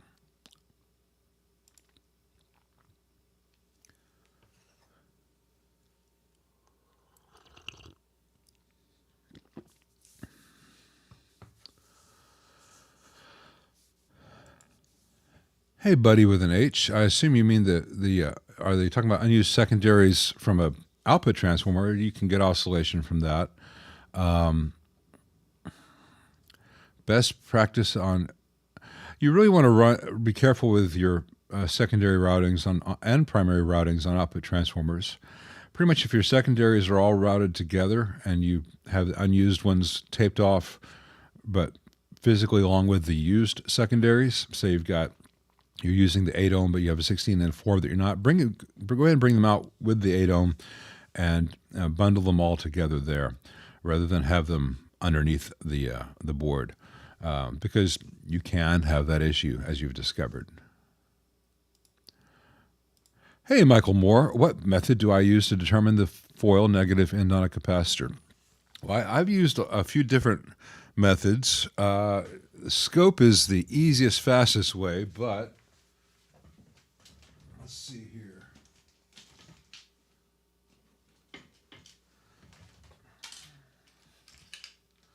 Most of you will not have an oscilloscope. What you can do, you'll need the capacitor in question. You'll need 2 alligator clips. And you'll need an output jack. You'll need a guitar cable and an amplifier. And you'll need the power cable of that amplifier. So if you were to take this output jack and put an alligator clip from one side of the cap to the positive and the other alligator clip from this side of the cap to the negative, plug in the cable, have the amp on, and then move this cap right up against the power cable. Let's see if I can, I'll use a guitar cable for it. Pretend this is an AC cable, and pretend this is all hooked up to the jack like I'm talking about. If you move the cable of the amp which is on next to the cap, you're going to hear a certain amount of hum or buzz. Flip the alligator clips so that what was connected to hot and ground are reversed. Do that again. Whichever way you do that, where you have the least amount of noise when you have a live AC cable right next to a cap, the quietest position means that the outer foil end of the cap is then at ground, lowest impedance. So what you would then do is you would mark that outer foil where you just identified. So again, say this is positive, this is negative. You hold up to the power cable. Oh, that's kind of noisy. Flip this around. So this is negative, this is positive. Now it's much quieter. Well, then you know this is the outer foil end. Now, I picked up a 715P, which I don't believe has an outer foil. Not all caps do, especially some of the 715s and 716s. Others like this old yellow Astron does, and he even has it marked. Most film caps do have an outer foil end, and that's how you determine it. It's even faster to do with an oscilloscope, but again, most guys don't have that, and most guitarists do have an amplifier and a power cable, and they can get a output jack and some alligator clips for $5. Used to be you could just go to Radio Shack to get that stuff. Hey, Drew Berries, appreciate that very much. Yeah, this is the face I got. This is what you guys get. Sorry. What is the best practice when switching amp heads between two speaker cabs to perform A/B sound comparisons? Powered out. Oh, the best way would be to use an actual cab switcher, and like we were talking about before with connecting more than one amp to the same cab. There are ways to do this so that there is a constant load of some sort on the amp, and it's just switching the destination. So at the moment of switching, there's still a load on the amp. That'd be the best way to do that. But if you don't have that,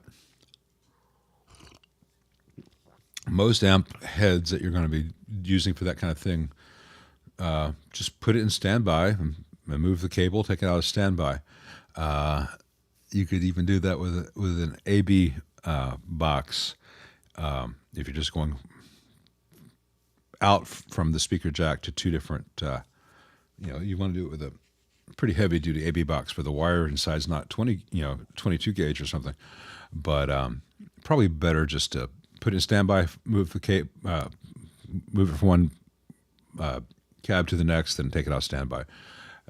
Aural memory is short. That's why a dedicated switcher is better for this kind of thing, because you can do it instantaneously. But like I said, you have to have something built for that purpose. I'm glad you got rid of the Lone Stars. You won't miss them. It's a weird thing. Andy Timmons sounds great through his Lone Star, but then you look at how he's using his stuff, and he's got so many pedals that are always on, compressors and boosts and EQs that are always on. And you hear him turn it off, and his Lone Star sound is pretty much boring. I think he's just using it as a big power section. There are better amps that he could use for that purpose, but I'm not there to tell him what to play. He's a fantastic player, but when his pedals are off, his sound through those Lone Stars is not all that. I'd love to hear him play through two 1966 twin reverbs. I think he'd sound phenomenal. Even more phenomenal, let's put it that way. I probably shouldn't have said anything. And if you see this, please forgive me. Anchorage, Alaska. Yes, it's snowing. Ugh. Hey, Matthew Thompson. What speaker would I put in Princeton reissue with a 12-inch? See, here's the thing about the ET65. The ET65 is a balanced speaker, but it's not a particularly bright speaker. And the stock Princeton reissue, the stock Princeton does not have a bright cap. Most other Fenders have a bright cap, whether it's fixed like a deluxe reverb or switched. Like a twin or super, et cetera, et cetera. So the Princeton does not have it, and can be a little bit dark sounding with any speaker. And then the ET65, even with treble all the way up and bass all the way down, sounds too dark. You may have something wrong with your amp. The ET65 is a balanced speaker, but it has tons of high end, just not very forward with it. So I would, first of all, play your Princeton through as many other cabs and speakers as you can, and see if you can borrow someone else's Princeton reissue, play into your cab, because you may have a problem with your Princeton and not know it. Either that, or I'm not throwing stones. I don't know you. A lot of people have attenuated hearing as they get older, and they don't even realize it. Or maybe that you would just really benefit from putting a 47 picofarad to 100 picofarad bright cap across the volume pot in the Princeton reissue. Some guys really like that, particularly if they're playing a Gibson or other humbucker-equipped guitar. A Princeton can be pretty dark without that. So without being in the room with you, I can't tell you more than that. But I would never need to have the treble all the way up and bass all the way down on a ET65. I mean, I don't know if this is going to come across here because the mic's here and the speaker's over there, but the speaker that's 10 feet that way is an ET65, and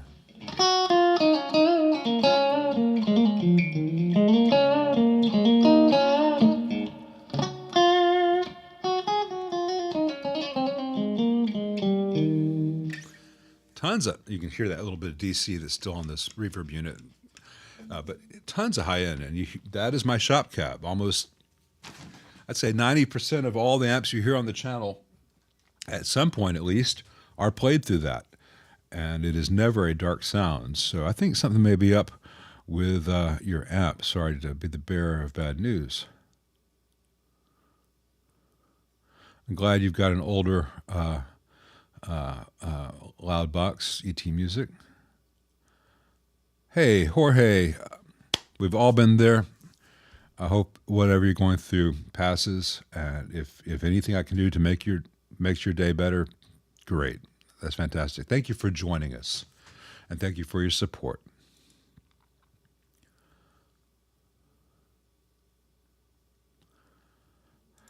I cannot tell you the answer to that, Maurice. If you take a Weller iron, solder, caps, resistors, and diodes in a carry-on bag for my upcoming flight, how likely is it TSA will take umbrage?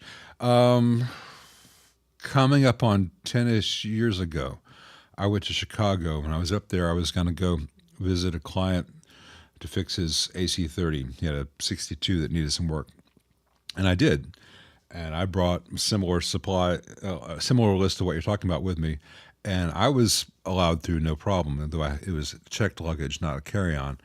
It's really going to depend on the TSA agent working that particular desk, that particular day. I'm sorry to tell you that. Expect, if you take it through carry-on, expect them to open it up. I put it in checked, and it was all X-rayed, and it was still there. But I did that once. I don't know how representative that was. I might have gotten lucky. I might have had the world's least attentive TSA agent. I don't know.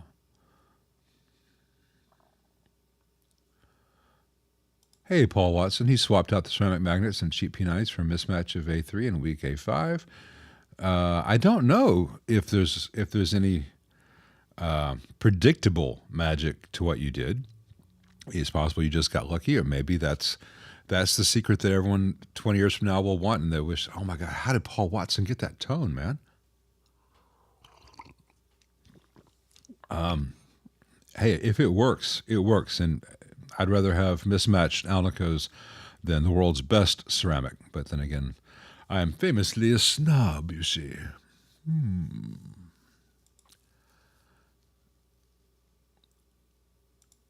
You sometimes think I'm still a little speculatively pessimistic about Seriatone. Sorry, Chariotone. Yeah, I am speculatively pessimistic because I have heard from other techs that the transformers have problems. I have not observed it myself. The transformers look and feel very cheap. The IEC plugs are very cheap and break. I've had 3 broken, one on a brand new one. Some of the switches are very cheap. The fuse holders are very cheap. Conversely, other things about most of their amps are very good. The boards are very good. The pots are very good. The tube sockets are, I think, good to very good, depending on the model. The wiring on the ones that they do themselves are all fantastic. I don't like it when they take a third-party electrolytic and put orange plastic that says Seriatone on it and present it as a Seriatone cap. And I don't know what's underneath that because the owners have never wanted me to remove that orange plastic coating. But they're not making capacitors, and I don't know how long those capacitors will last. So I'm not, when you say I'm being speculatively pessimistic, I don't want to be in the position where I recommend people, yeah, get a Seriatone. They seem okay. And then 3 years from now, 50% of them have bad transformers, and all those people say, well, that guy told me to get one. Because I don't know what the longevity of them is. And I've heard from other techs that the iron doesn't last. I don't have Oh, we've got a 7% failure rate on this model, but a 27% failure rate on this other one. I don't have any of those numbers. All I can say is I am speculatively pessimistic about the transformers based on how they look. I have had direct experience with other parts they've used breaking and being very cheap. Other parts are great, and I try to put the good and the bad in those reviews. But for me to recommend it, I have to say, recommended with caveats. I don't know how long the transformer will last. So I think yes, I'm being speculative based on a lot of experience. I'm being speculatively optimistic and speculatively pessimistic, because I don't want people to say, "Oh, he suspects they're bad, therefore I won't try them," because suspect is not the same thing as knowing, and I know X, Y, and Z about them, which are very good. So all I can say is, hey, if you're interested in those sounds that they do, check it out, see if it works for you. But don't buy one and then blame me if the power transformer dies 6 months later, because doesn't doesn't look like the same quality you get from Hammond or Habor, et cetera, et cetera.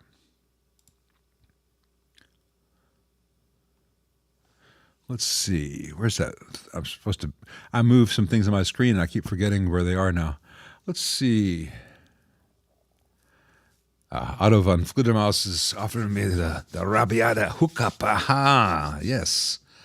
I got I got a really good deal the other week on some Muti Arrabbiata. I got like four jars to the price of one, and so we've had a lot of Arrabbiata, but the Moody stuff is very nice. Yeah, the radial stuff is the serious stuff, like Matt Fields is putting there. What is my opinion on amplified Nation amps? I don't have an opinion of them other than they look very good.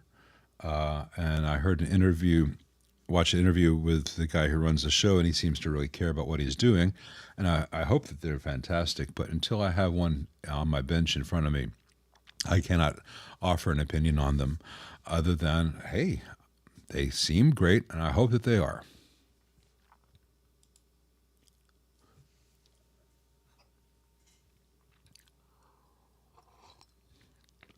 Hey, DBJ, I'm not taking any more 68 customs for a long, long time if I can help it. Um, I I have put out into the universe what it takes to make a 68 custom back into a good amp. I've put out into the universe, don't buy the 68 customs, buy the 65 reissue.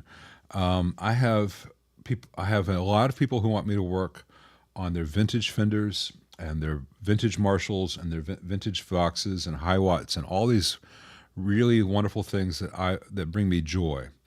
It's like you want to be a race car mechanic. That's great. Yes, you can change a tire, but you didn't do that because you wanted to change tires.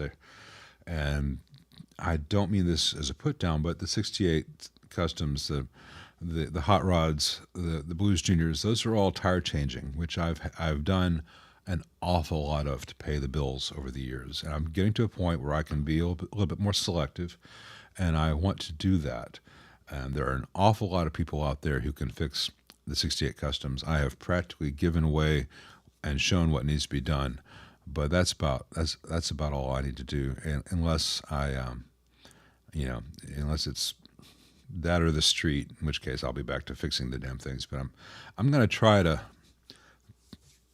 be a little more choice in my selection. I do have a Hot Rod DeVille that's going to be on the channel soon. It's buddies, and I won't be working on any more hot rods, or except in very rare situations. I suspect it may have a bad phase inverter. I may show that on the channel, and it's not because of snobbery, but I have the option. I have the ability now to say, "Hey, I want to work on this level of stuff, and I want to see where that takes me."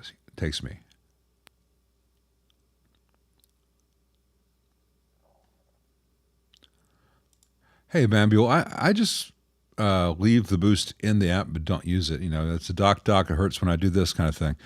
Just don't do that. The master volume on the things is usually pretty good as long as you take out the bright cap, and then just don't pull the boost thing. There's some other boosts, like the Deluxe Reverb or the Volume Pot is a boost. That's more problematic because they use a really terrible taper volume pot to get that push-pull boost. That I'll take out and put the reverb circuit back to regular, and then I'll put in a higher quality, better taper, standard, non-switched volume pot. But the stuff with the pull boost on the master, just don't pull it. Don't pull the finger.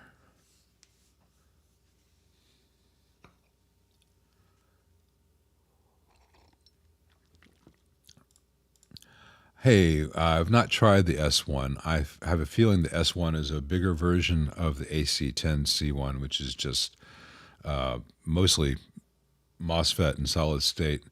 Hopefully, it has more headroom than the AC10C1.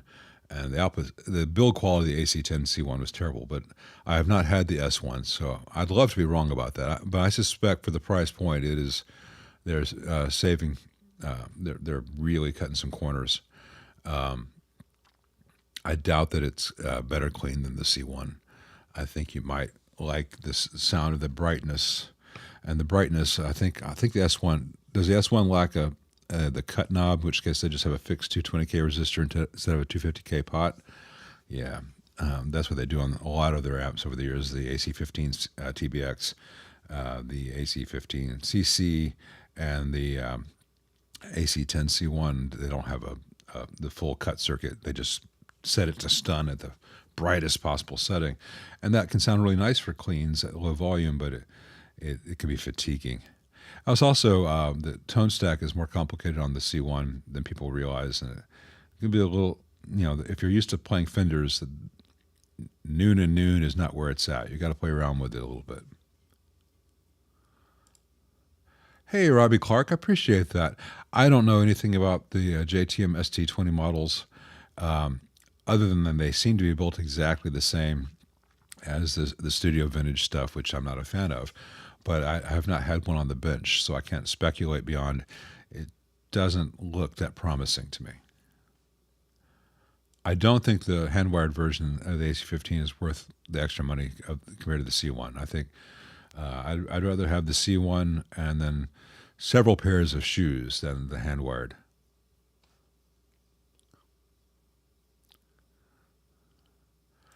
Is the Black Cat Samson 90s? Well, the Samson made both those amps. There's going to be a lot of things that are the same in that era of Black Cat as that era of Matchless. But I'm sure Mark made a few little changes, but I would say that they are comparable and very similar, but they're not the same.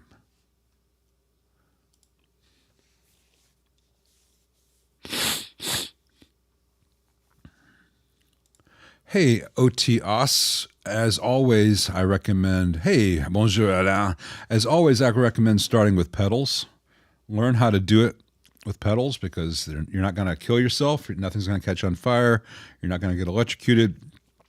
When you do make mistakes, because you're going to make mistakes, you'll be making mistakes on $40 worth of parts rather than $400 worth of parts. Learn how things work and get your soldering together in a low pressure setup with pedals, and then start with a good kit version of a champ. Mojotone and Tube Depot both have good versions, great places to start. They'll hold your hand a little bit through the process, but I cannot stress enough: don't start by building an amp, because even if you don't hurt yourself or do any damage, you probably won't be successful, and it means you won't keep trying. Most people at that point will get very discouraged. Start with something where you have a higher rate of success. Build a fuzz pedal. Build a couple of fuzz pedals. Build a rat. Build a tube screamer, and learn how what you're doing. Learn how the circuits work, because once you understand how the transistors work, once you understand how the op amps work, you're going to be a better place to be able to understand how a tube circuit works. Believe it or not, they have serious parallels. Thank you, Mitch the Metalhead. I appreciate that. And it's funny because I keep getting told how biased I am. I'm self-biasing, though, so it's cool.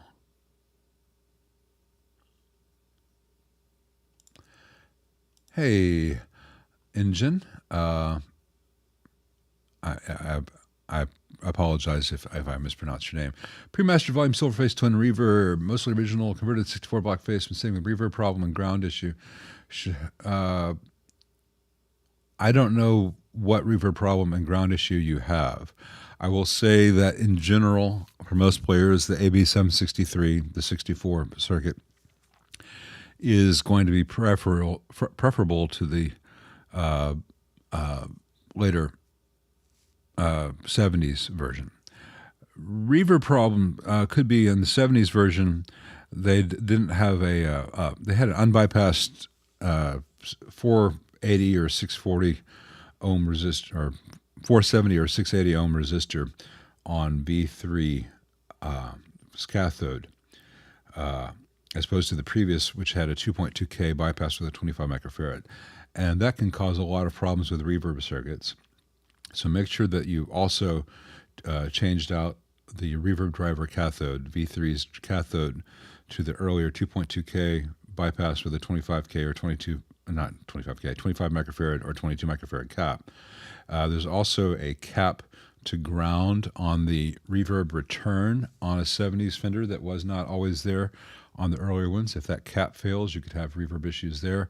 As far as ground issue, I would need more information than that. I can't just say, oh, a ground issue, it's that. But tell me some more about what your ground issue is. No problem, Maki B. Thank you, Engine. Is it Engine? I've not run into that name before. I apologize. Hey, Clarence Wooten. Thanks very much, Howard. Thanks, Jeff. Appreciate that.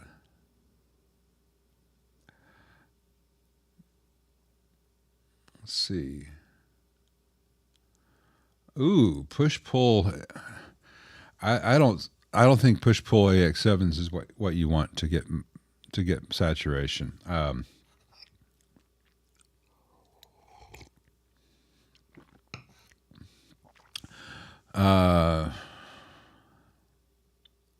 Especially into an ECC 82.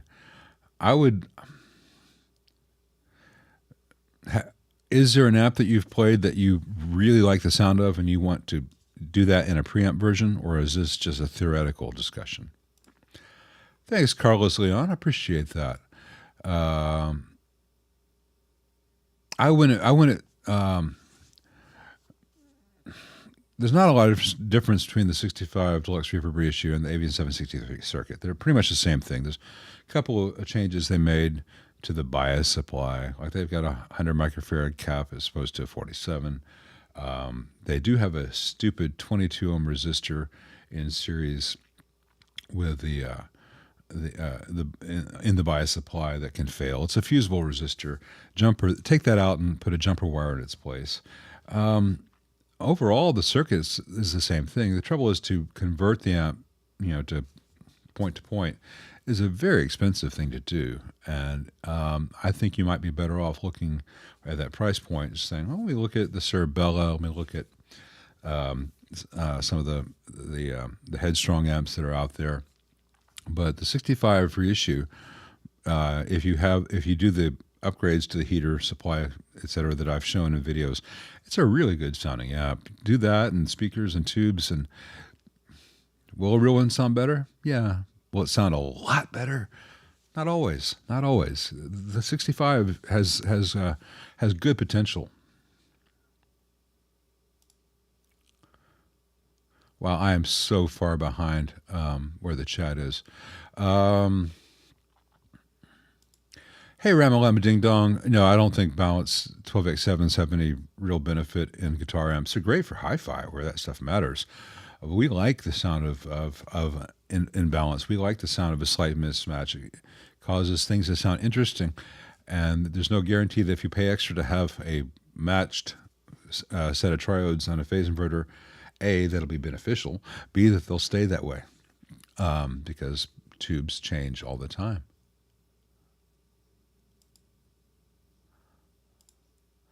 Tubes and more, the Chinese 12X7, $17 per tube. I think you need to be more specific They've had a lot of Chinese 12X7s for a long time. You're talking about the Pisvanes. The Pisvanes have had some real quality issues with those. I tried them when they first came out. JJ's had a period where they just lost vacuum. The glass wasn't good, but I've not run into that in a while, so I don't know how long ago you had that issue. It might have been sitting on the shelf for a while, and you got them as new, but they were made a year and a half ago. Hey, Christian, I addressed this earlier in the chat, but ticking and thumping in a deluxe reverbrato. See the beginning of the chat. It's one of the first questions I asked. I don't remember if it was you or someone asking the same question. Sorry. Hey, no, I've not had any Vaughn's pickups on. I've seen a lot of his videos. He seems like a Billy Bob Thornton character, but I've not tried his pickups.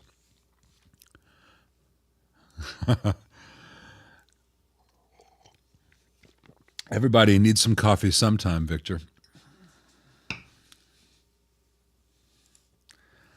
And I'll discuss the Excalibur soon, but I will say that's what I've been playing through.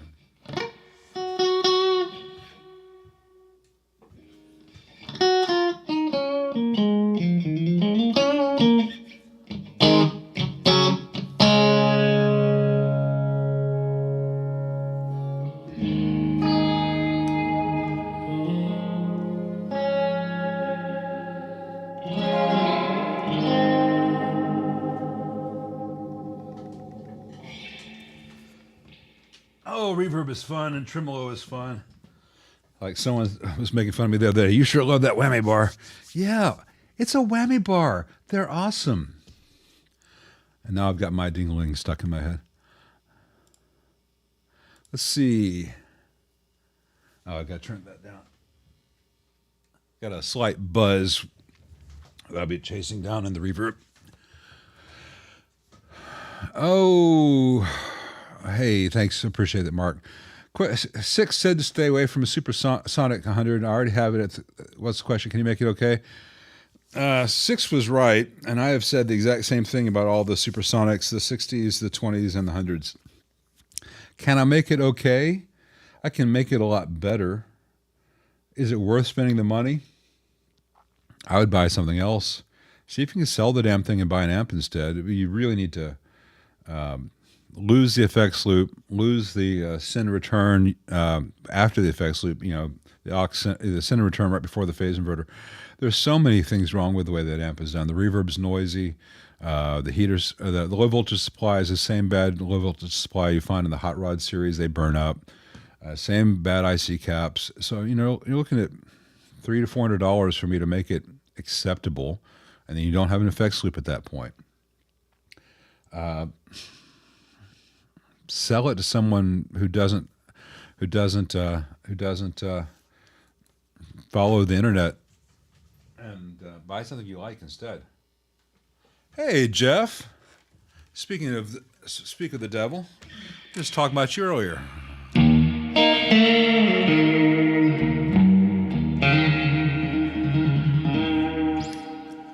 See, we do listen to you, man. We do pay attention. Hey, Brett Mativier. Hey there, Colby Jack. Oh, man. So you got another tech. So you got it back from that guy. I have the most contact in the Pacific Northwest with Rick Erickson, who's just outside of Seattle. And a wonderful guy. Another wonderful choice would be Kai Kennedy, who's somewhere, I think, in Oregon. Rick's fantastic. He used to do all the work for Hart. In fact, the flanger that you hear on Barracuda, Rick built for Nancy. Actually, I think he built it for Roger Trout. But Rick Erickson, I'm not sure if whether he's taking work right now, but I know he's up in the Seattle area. And Kai, Kye, Kennedy, is somewhere in Oregon, and he's another great tech. Used to be in Nashville. Before that, he was in Memphis. Highly recommend both those guys. He's in Bend, Oregon. Bend, Oregon. Jim Cox says, "Great, yeah. I love Kai. I really admire. I don't know Rick that well, but I admire him. And both those guys would be fantastic choices."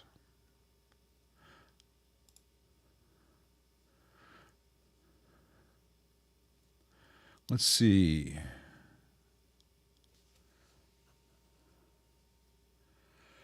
Brett, I can't help you with a train wreck that is not in front of me. I don't know what they did. If the present control does next to nothing, they may have the negative feedback connected to the wrong place or disconnected, or may have the wrong value resistor. If you have too little negative feedback, presence won't do much. But that's the kind of thing I can't say. Oh, that's this. I don't have a glass ball for that. Sorry, crystal ball. Do I have any solid state amps that I liked? Yeah, I had to start out with a Fender 85, Stage 85. I thought that thing was great. It had reverb and it had a really 80s distortion, but it was the 80s, so I could kind of sound like the guys on the records, which was you know, a long way off from what the actual sound was, but to my 15-year-old self, it sounded fantastic. I had a JC 120 for a long time. Wouldn't recommend them today. There's one trick pony, very noisy with no headroom, and there's so many other better options. I had a Vox AD 120 VT, one of the first modelers. I thought it had three really good sounding sounds, models, and then it had a bunch of other stuff. If someone said, "Hey, you need to do a gig, you need to use solid state," I'd probably be fine. I have to do a little bit of research to see which one floated my boat the most. I've played katanas, and I could certainly get sounds out of them. They're not my favorite, but they're usable. I've tried the Catalyst. Wasn't a huge fan of that. That was the previous version. I understand they've got a new version of that. I would probably take the leap more into modeling along the lines of at least the HX Stomp, if not going to the Helix. But I'm not opposed to solid state, but they don't do everything they don't feel right to me in general.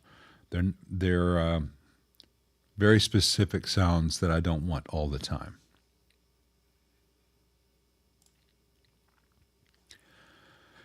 Hey, Chris McKnight. I talked about metal film and carbon comps on old Fenders earlier in the chat, the first 20 minutes, I think. So if you can see that, sorry, I'm just trying to move on. Hey, Jorge. Thoughts on a Bassman 100 worth DCBSing? Already recapped and reinstalled grounds. Anything else? Thanks again. The main thing I would do on any 70s Fenders, I would remove as much wax as possible from the board. And if you've seen my videos, you see how I do that. I lift components up and I get in and I get all the old solder out, and then I heat the board up with a hot air gun. You can also just a hair dryer, it just takes a little bit longer. And as the wax melts, it puddles up. I'll wipe it off with a shop rag or a paper towel, and I repeat the process until almost all the wax is gone. And it can be a very time-consuming process, but if it's your amp, there's all it costs you is a little bit of time. And I would shorten all the wire as much as possible. So if you have all these spaghetti wires going like that, and it only needs to go like that, you can usually remove an inch or two off almost every wire in one of those amps. And at the end of it, you've taken 2 feet of excess wire out, and the noise level for everything drops down, which is a nice thing to do. Hey, Tinker Cave Dweller. No, I thank you. Appreciate that very much. I've never had an Astoria. The only Marshall Astoria I've ever heard belongs to Paul Stafford Cook, and I think he just sold it. So I don't know if I'll ever hear one again. Sorry.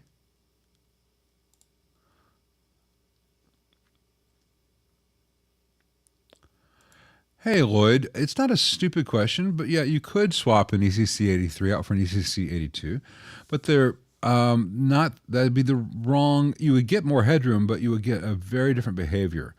The ECC 82 is a 12AU7. The ECC 83 is a 12AX7. The AU is a current amplifier, and the AX7 is a voltage amplifier. So if you want the same kind of feel and sound but with less gain than in the 12AX, the next level down is the 5751. The next level down from that is the 12AY7. Those three tubes are interchangeable and they are all voltage amplification devices. The AT7 and the AU7 are current amplification devices. And while it's safe to interchange them, you really won't get the right feel out of your amp, especially in a Marshall with a 12AU7. I would really suggest trying an AY if you want the most drop, or a 5751 if you want just a little bit less. Sometimes it's better to use two 5751s and get a little bit less here and a little bit less there than to get a bunch of less in one stage. Studio 22 Mix, thank you so much. I appreciate that. That means a lot. Thank you. Hey, Gast, thank you very much. An OCD hum related question. I have an AV American Vintage Reissue 62 Jaguar, Kinman pickups. It gets hum from 9 to 5-ish on the volume pot. All right. So yeah, all right. So as you turn it down a little bit, you get hum. All the way down, you get no hum. All the way up, you get no hum. Just in the middle. That's usually a sign of a ground loop. Now, what I don't know is whether you have the Kinman solderless harness, and I don't know how the wiring job inside there is done. And Jaguars can be very finicky about their grounds. They've got shielded parts of the cavities. If it's a traditional one, I think the AVRI is. So there's a shield, there's a foil that they're sitting on. The pots have one path to ground there. There could also be wires. I'd have to see your wiring, but if the same amps, if you're using that guitar and a different guitar into the same amp, and only that guitar has that behavior, it's almost got to be the wiring of that guitar.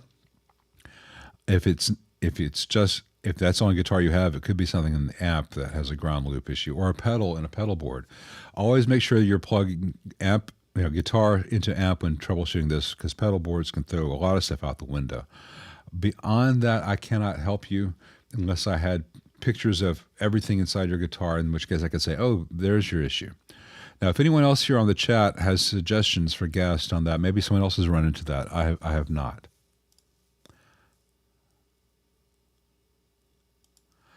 Hey, Matt Johnson. Yeah, I appreciate that. I not only am I familiar with the Gaiatone Zoom pedal, I used to make, I made about 10 limited edition versions of that. This is one of the first things I did for the world in general. That was on a U2 forum, and it was called the Z2. And since I was only making 10 of them, and it was under the radar, so to speak, they even had the boy from the Boy cover on the graphic, or it might have been the boy from the War. I don't remember if it was the War or I think it was the War version. No, it was the Boy graphic, just half the face, black against white. It's called the Z2, and it's a cool sounding pedal. And I'll tell you a secret: it's very, very, very similar to the Distortion Plus by MXR. So if you want to play around with that sound, you'd be hard pressed to tell what's the Gaiatron Zoom versus what's the MXR Distortion Plus, and you can get the Distortion Plus almost anywhere.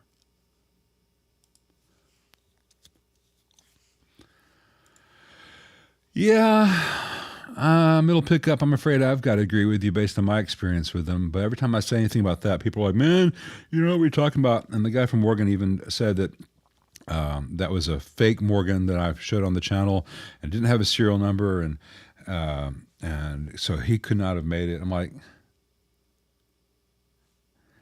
I don't care if someone didn't print the serial number on it, whatever. That's your problem. The client bought it from a dealer, client had problems, brought it to me. I showed what the problem was. The problem was it was built by someone who doesn't know how to build an amp. And why the hell would I make a fake amp to embarrass someone I don't know? No, I don't have time. Ain't nobody got time for that shit. I'm not impressed.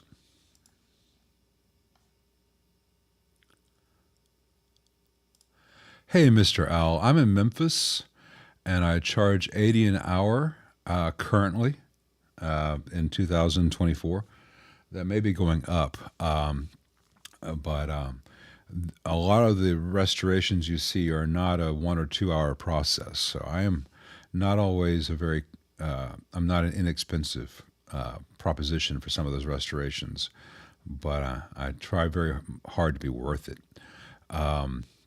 I don't know anyone in San Diego, but I know a lot of guys and gals around LA, but I'm sorry, I don't think I know anyone in San Diego.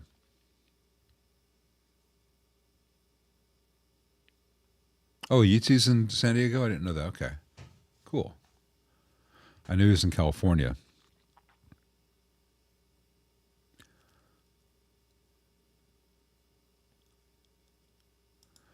Hey, personal Nadir. Hello from the UK. He's got a Super Thunderbolt reissue. He's got a diagnosed volume drop off. You're wondering if you should. I'm not sure what you mean, but if I should move to head or pedal amp for transport. I mean, you just look. I think you're talking about making it easier to transport the amplifier. I can't answer that for you. Sorry.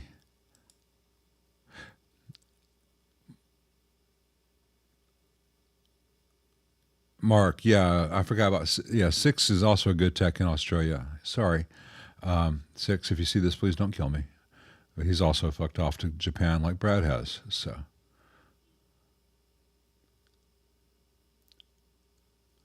Middle pickup, yeah. Well, get in touch with me. Thanks.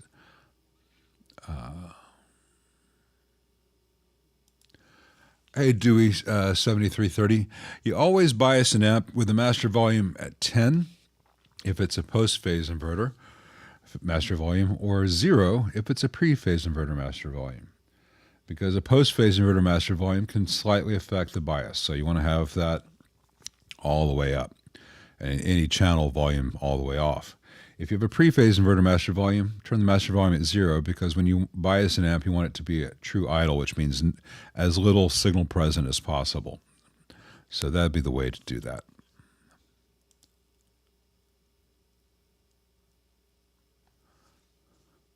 If you have not seen Tone Hang with Steve, you're going to really enjoy it, because Steve Selvage is a great player.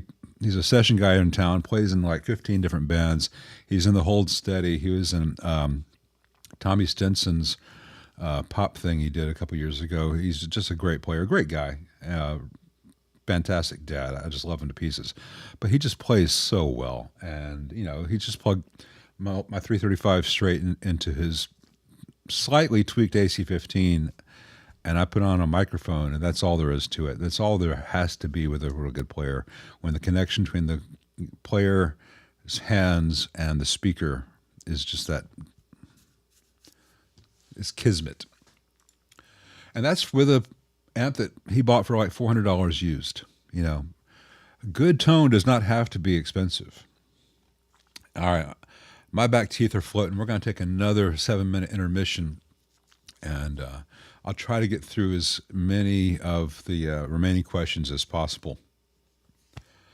I don't know how many others I can. I don't know if I'll be able to get through all of them, but I'll try. I see here on the current stuff, Silverfish, $20. Thank you very much. 72 Deluxe Tremolo Tick has been silenced. Thanks, Lyle. Hey, that's what we like to do around here. I'm glad. And Mr. Al, my bench fee is $150. That covers the first 2 hours. If I do a diagnostic fee but no service is done, I will try to do just $50 for that. But generally, for me to find out what's wrong takes some time. It's not like if I open it up and I'm like, hey, wow, yeah, all your filter caps blew up. and you decline the service, and I've picked up the amp and I've taken it apart, that's $50 just for that. But usually amps are repaired, and my bench fee means that if it takes me 45 minutes, I get paid $150. If it takes me 3 hours, the clock doesn't, the bill doesn't rise over 150 until that third hour starts. So anyway, let's take that intermission, and then we will get back to all the fun. Thanks.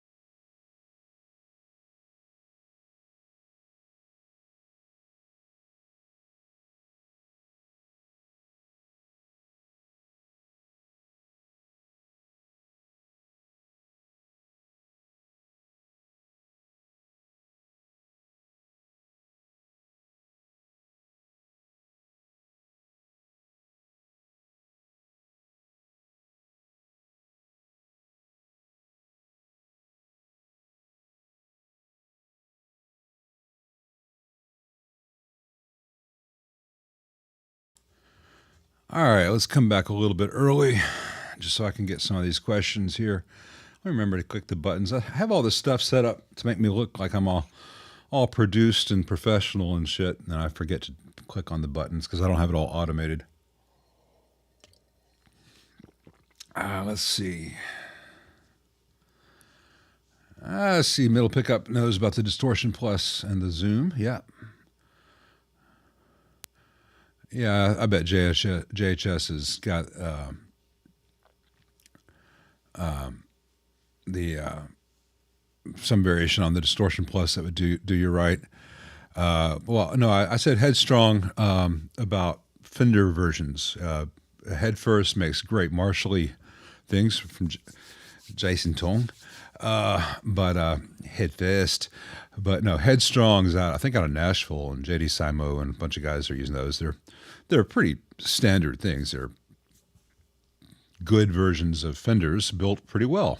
Mallory's and carbon comps and carbon films, and nothing fancy because it doesn't take anything fancy. It just takes attention to detail, and they seem to have that attention to detail. The best thing you can do when copying Leo is to get out of Leo's way and just do as he did it. A couple little tweaks I like to make, but they're little tweaks. It's doesn't need a ton of improvement.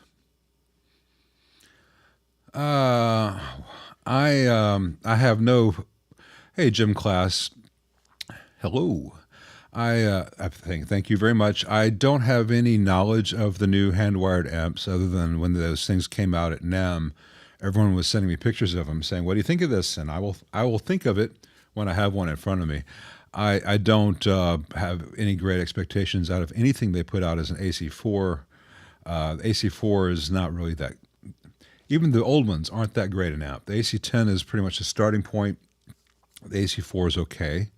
It's kind of a novelty thing. I don't like them very much because they're so limited, and compared to the greatness that starts at the AC10, not a huge AC4 fan. But that's just like my opinion, man. Hey, Fountainbird Quine.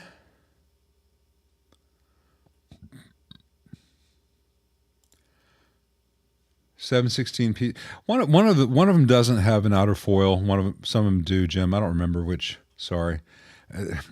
Again, there are things I know, but remembering sequences of letters and numbers, is a bane of my existence, having to tell the difference between an EL34 and an EL84. When speaking about it, in my head, they're very different things. Then I have to call them by name. I interchange them all the time. But some of the orange drops don't, some do. So maybe the 715s don't. I don't recall. No, I don't even know how to set up a live react on here. I need to figure that out. But sharing the desktop, I can just do that. So if I do this, you will see. Let's see, this is that it, or is it this? No, it's this. You'll see where I'm seeing what's happening in real time here, and you'll see my Logic is open, and that's the reason it's tough for me to do any video playback on the web without setting up ahead of time, is because all my audio is going into a sub-program which takes the output of Logic and then feeds it in input of the program I'm using here. Anyway, let's go back to the stream. Oh, except that, I do have a really nice desktop image. Let's see, where were we?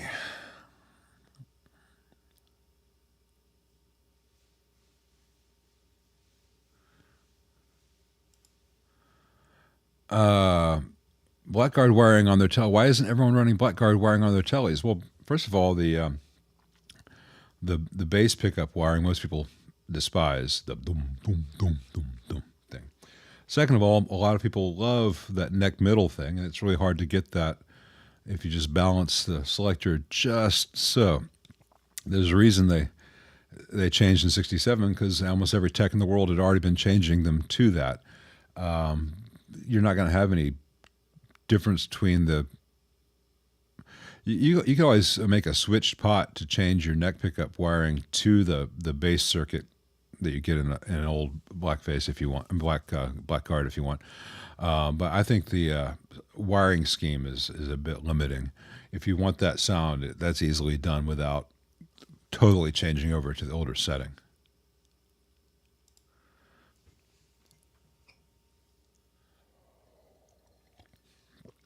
Hey, Brendan. I think that would be beyond the scope of the time that we have. I'm trying to get a lot of questions answered before the end of the chat today.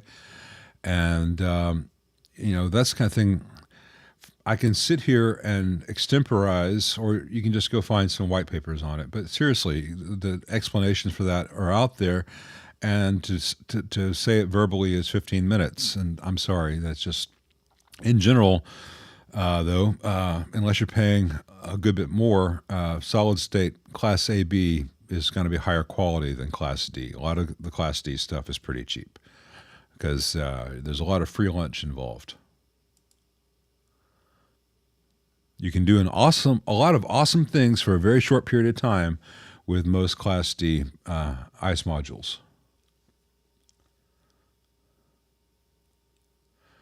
The Alessandros are nice. I also like the G12C. I'm sorry, G12C from Warehouse an awful lot. And there's a Fat Jimmy version of that. I don't remember what it's called. And in a Princeton, believe it or not, a Celestion Blue, the Alnico Blue, can be a beautiful choice as well. Best tool out there for dry cleaning tube sockets. Well, preamp socket, typically a wound D-string, but I never do a dry cleaning. I always use isopropyl and something like a D-string if necessary, or just isopropyl by itself.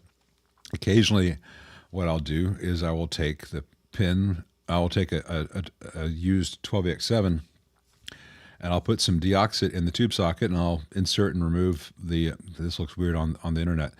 I'll put the tube in and insert and remove and insert and remove and insert and remove the tube a few times, and then I'll flush out all the deoxit with isopropyl, and that burnishes things very well.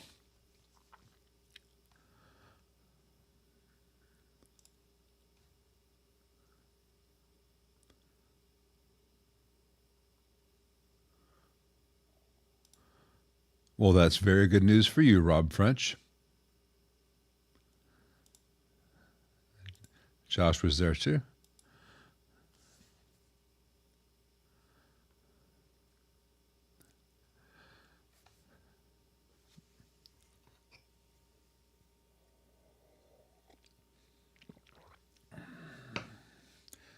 Yeah, Michael, you just discovered why I change out the volume pot on those Vibrolexes and Deluxes that have that pull boost volume knob.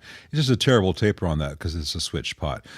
Just change that out for a standard 30% taper CTS.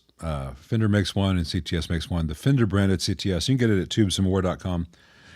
It's more expensive, but it has the correct bushing length.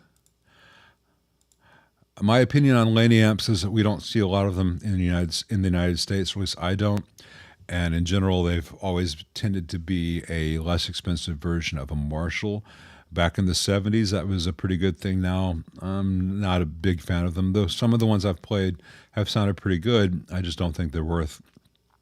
They wouldn't be an investment choice for me. Not in that any amp is an investment in terms of, and it's just going to get more and more valuable. But if I'm going to spend $1,000 to $2,000 on something, I want something I know is going to be really good and around for a long time. And the Laneys I've seen have not given me that impression.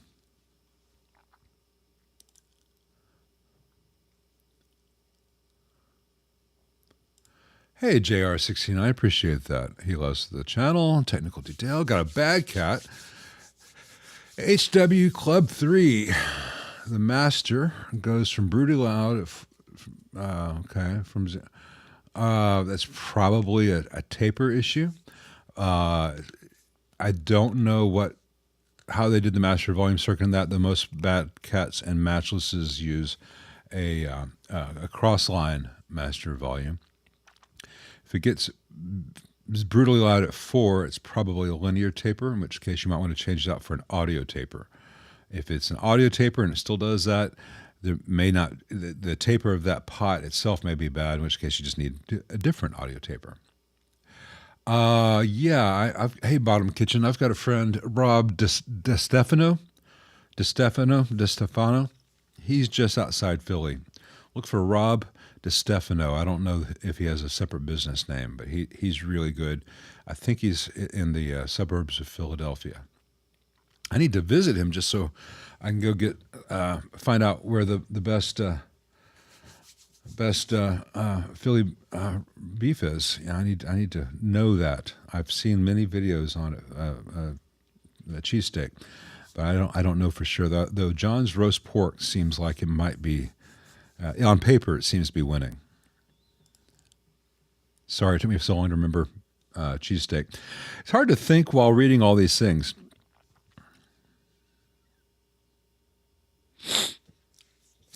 All right, guest. If you've made 100-ish pedals, you are ready to go for a nap. Just go get the Mojo Tone Champ Kit and study the schematic and see what you're doing before you do it, and build it in stages. And if it comes across and it works great, then you've got a Champ, and you'll never regret having a Fender Champ, and you can then go on to something else. But the Champ is the most basic form of a guitar amplifier. And beyond that, it gets more and more interesting, but there are more and more levels to it.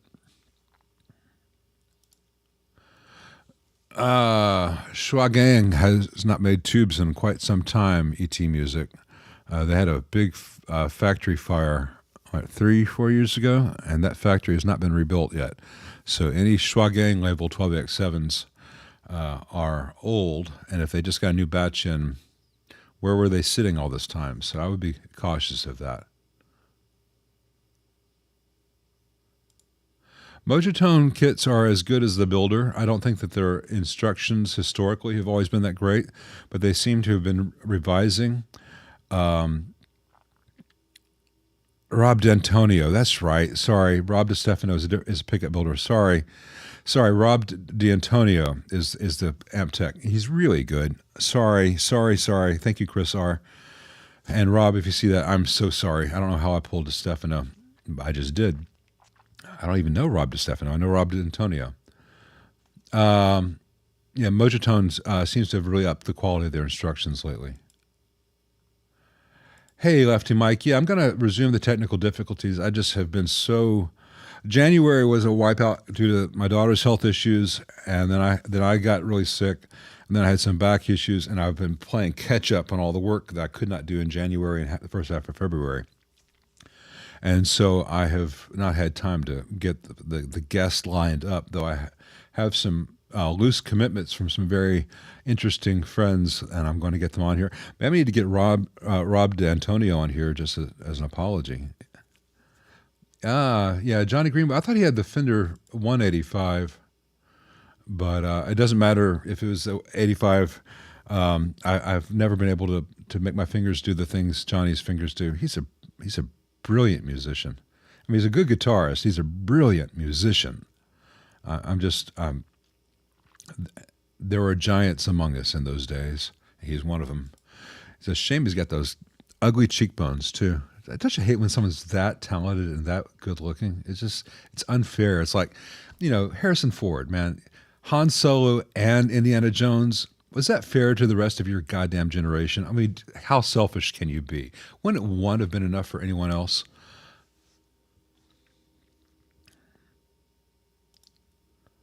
Hey, Shaky Pete, good to hear that. Yeah, yellow Astrons are garbage. Sorry. There's just no redeeming quality in them.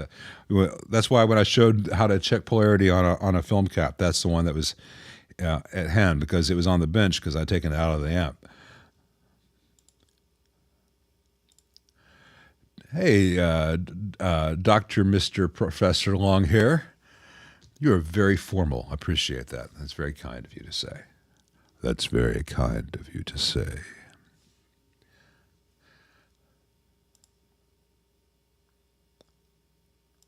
Thanks, Lloyd Williams. Appreciate that. That's very nice of you. Appreciate that.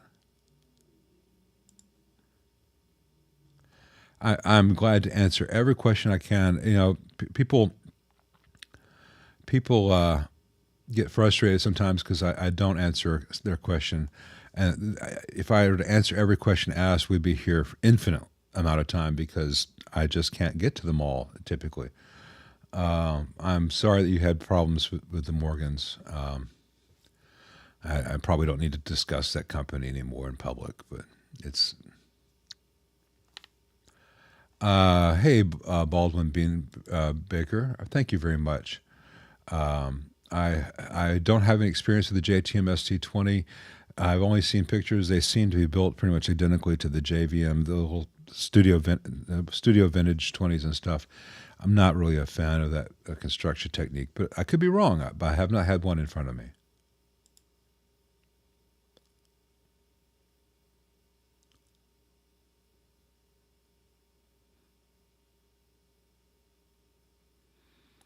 Yeah, just in case has got some good ideas, gassed for your Jaguar. Is it Jaguar or Jazzmaster? I think it's a Jaguar. Yeah. BC, the Marshall Major is coming back to the channel later this week. I hurt my back pretty badly last month, and I'm only getting back towards being able to do my normal stuff. And so that Marshall Major was definitely a wait until I'm better because it's a big beast. Let me do a little weird ad plug for you guys. Not that I get paid, but I've had the back issue, and I got some new shoes, man. And like, I'm from the generation that grew up with Converse and all, sneakers. Jordan 1s were like fancy sneakers, and I've discovered that they've actually made technological advances in the last 50 years that I have just been slow to catch on to.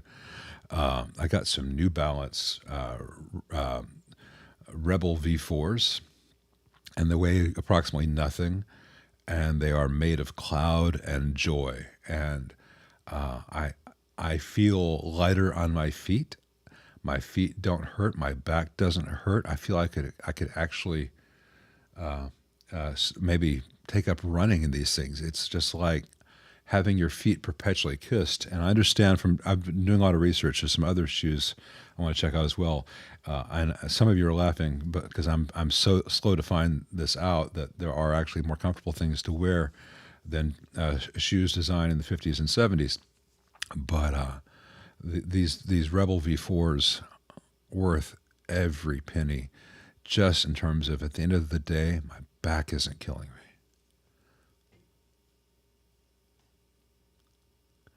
Now, New Balance, that'd be $20. But seriously, New Balance, if you're watching this, I don't usually take promo stuff from companies, though I do get offers. But since I don't do anything in this industry, send me some shoes, man. Hook a brother up. Got to be the shoes. Hey, Lucas Donnell or Donnell in New Zealand.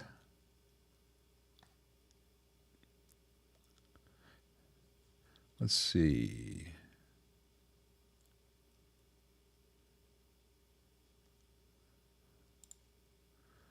Oh, Jason, I don't agree that a Crank Deluxe really does the same thing a Marshall does, but it does its own cool thing. I saw Cheap Trick 20, 30 years ago now, and Rick Nielsen was playing, I think, 8 deluxe reverbs at once, and it still was a very different sound than a Marshall, but it sounded great from what I can remember. I couldn't hear for like 4 days afterwards. And that scene in Back to the Future? That's Rick Nielsen's every night on stage back then. So, and they look cool. I think they all had zebra skin grill cloth. It was a good look.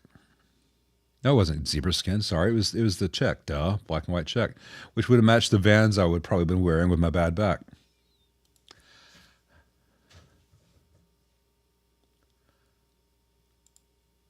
Okay. Oh, you're talking about the broadcaster wiring.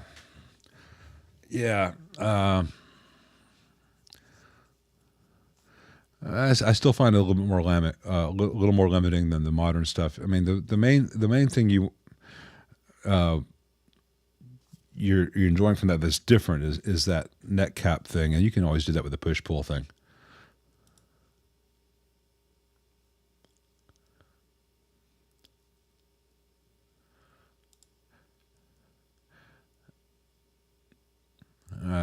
Gas, I can't do that during the stream here, but shoot me pictures of it in my email, info@sonicaudio.com, and I'll try to get to that. Help you out if I can. Yeah, any 70s Fender that has the balance, the bias balance, I just add, usually they have a 27K to ground or 15K. I'll just put a 10K pot in series and then change that resistor value to what it would have been. So, if it was a 27K, I may put a 10K resistor, 10K trim pot, and put a 22K resistor in. If it's a 15K, I may put a 10K pot in series with 6.8 or 4.7K, whatever gives me the range I need to have. And you're ended up in the same place, but you can actually control the level while still having the very nice balance adjustment, which lets you use slightly mismatched tubes. Amptech in Brooklyn, Jared. No, there's no shortage of good Amptechs in the general Manhattan, the general New York area. My buddy Lane Sparber, Lane's guitar repair, or Lane's guitar shop. Anyway, Lane Sparber. He's in Queens and he's fantastic.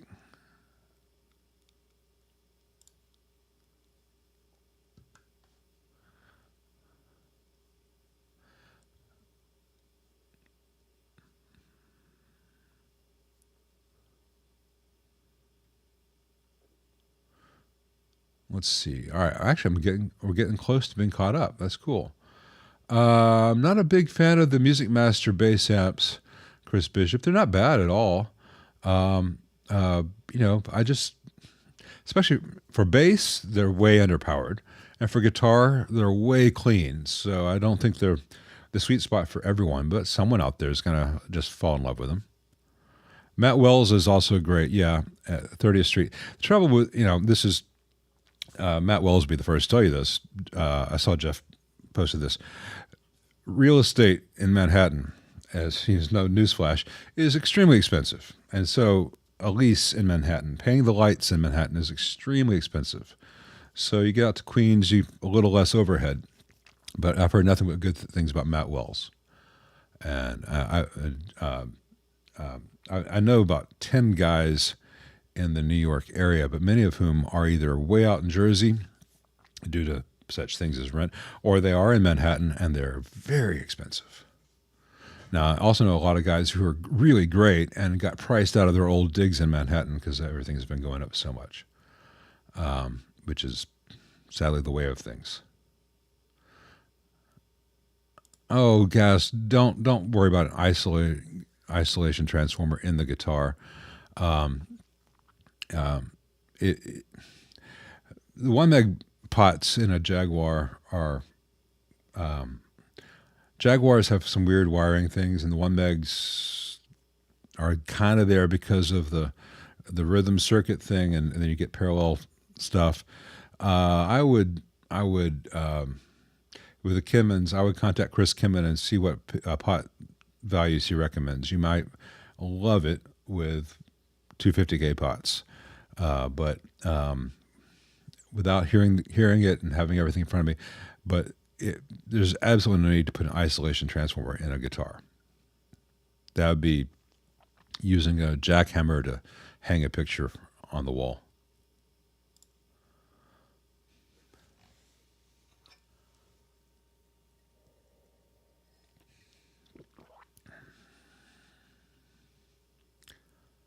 Hey, John Andre. Yeah, Basic Electronics. Start by going to valvewizard.co.uk. That's Merlin Blenco's site, the Valve Wizard. He has a lot of really good articles up, single chapters of his books, and links to his books. A fantastic resource, and you can go as shallow or deep as you like, and we're jumping off places from there. And I think he's got some good suggested reading on there as well. But valvewizard.co.uk. Innovations that come from techs. I think all amplifier things are originally that, but it'd be hard to. I have to think about that. Um, I can't think of any amp innovations that didn't come from techs. Thanks, Kimball Ormsby. Appreciate that. The Fender 75 depends on what you pay for it.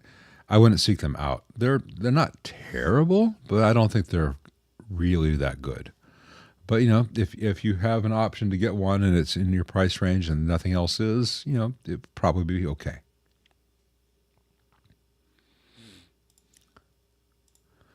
Hey, you got a Jesse Hicks.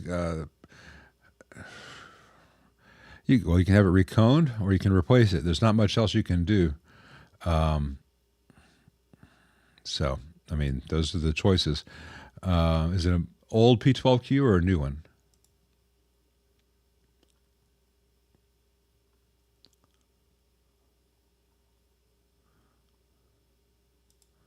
I have not seen any of the vintage 47 amps. Sorry, Danielle. Uh, this thing, small production companies like that, if they're doing a good job, I may never see their amps just because they're going to be statistically very few of them in the world in general, and they're relatively new. So if there's a problem, they're going to be under warranty. And if they're good, they're probably not going to have any serious problems, so they're unlikely to end up on a tech's bench in Memphis, Tennessee. But and I don't have the time to keep up with every company that comes out with every model that comes up because there's so many. I mean, it's not like 15 years ago when NAMM was just wall to wall new companies every time, but it seems like it's still to a degree. Yeah, right. It's hard to say whether that was the case. I've seen amps damaged from being turned up really loud for really long periods of time, but that usually means that there was an underlying problem that was revealed or accelerated. The process of failure was accelerated by turning it up really loud. It's not going to be because it was an isolation cabinet, other than the isolation cabinet, like any, or an attenuator, means that someone would turn up the amp louder than they otherwise would have. But you know, I don't think the isolation cabinet is dangerous to amps. Just when you play amps really loud for really long periods of time, if there was any indication, if it was any inclination of the amp to maybe start to fail, it's going to do that. That's the time it'll do it. Hey, Janice. Yeah, so yeah, you got your dual showman for Rob. Rob does really good work. He's a really good guy. And I apologize again for getting his last name wrong. It's all these Italians, man. What did I say, De Stefano? Why did I say De Stefano? Yeah, D'Antonio.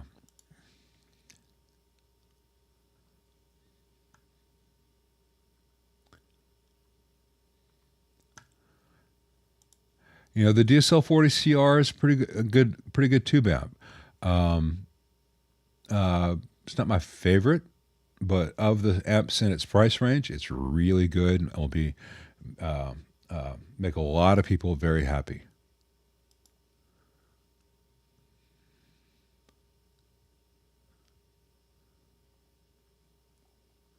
Let's see.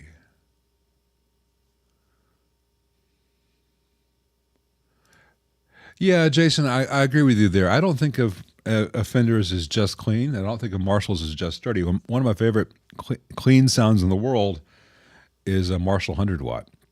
It can be a little bit tricky to get it not a little bit hissy with a super lead, but a Marshall 100 watt JTM 100 or super bass can just be a beautiful sound that people would probably think is a twin or a high watt if they heard it on playback. But in person, it's more than that. It's just so much low end and 3D definition. And Fenders do a thing that Marshalls don't do. I love the snarl that, say, a Vibrolux Swin Push does. Yeah.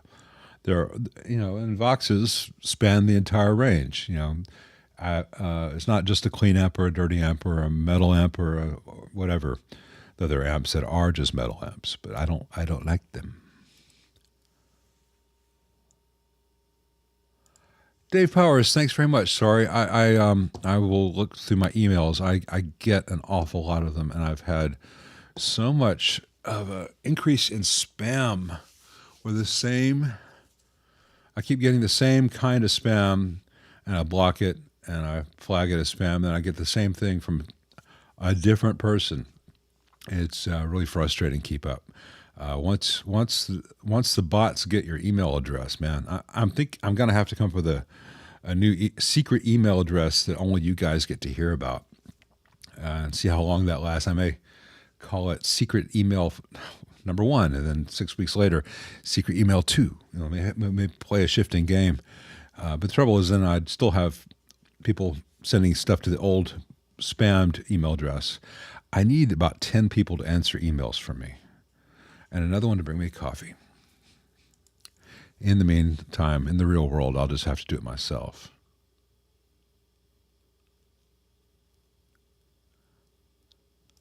Thanks, Jimmy Lee. Appreciate that. I'm thinking about t-shirts. Just need to make sure of the quality of the t-shirts various companies sell.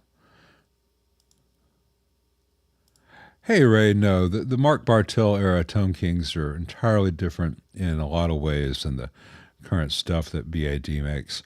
The Mark just did fantastic work and does fantastic work to this day on his current stuff.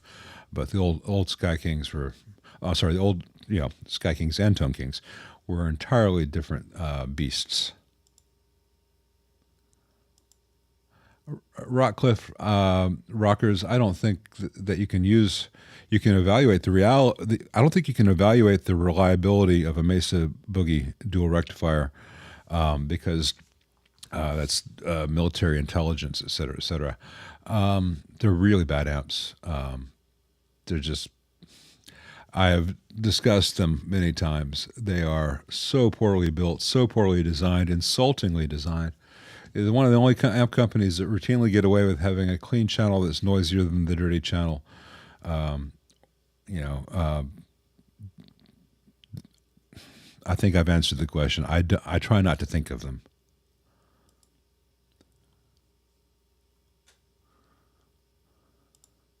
Hey, Ando, I'd lower the pickups. Well, if you were to add more headroom to an amp, what would you do first? That least affects original tone. Swap tubes, put in a different speaker, swap output transformer. I'd lower the pickups. I'd play softer, focus on dynamics, and see what the amp can really do when I'm giving it a wider range of input.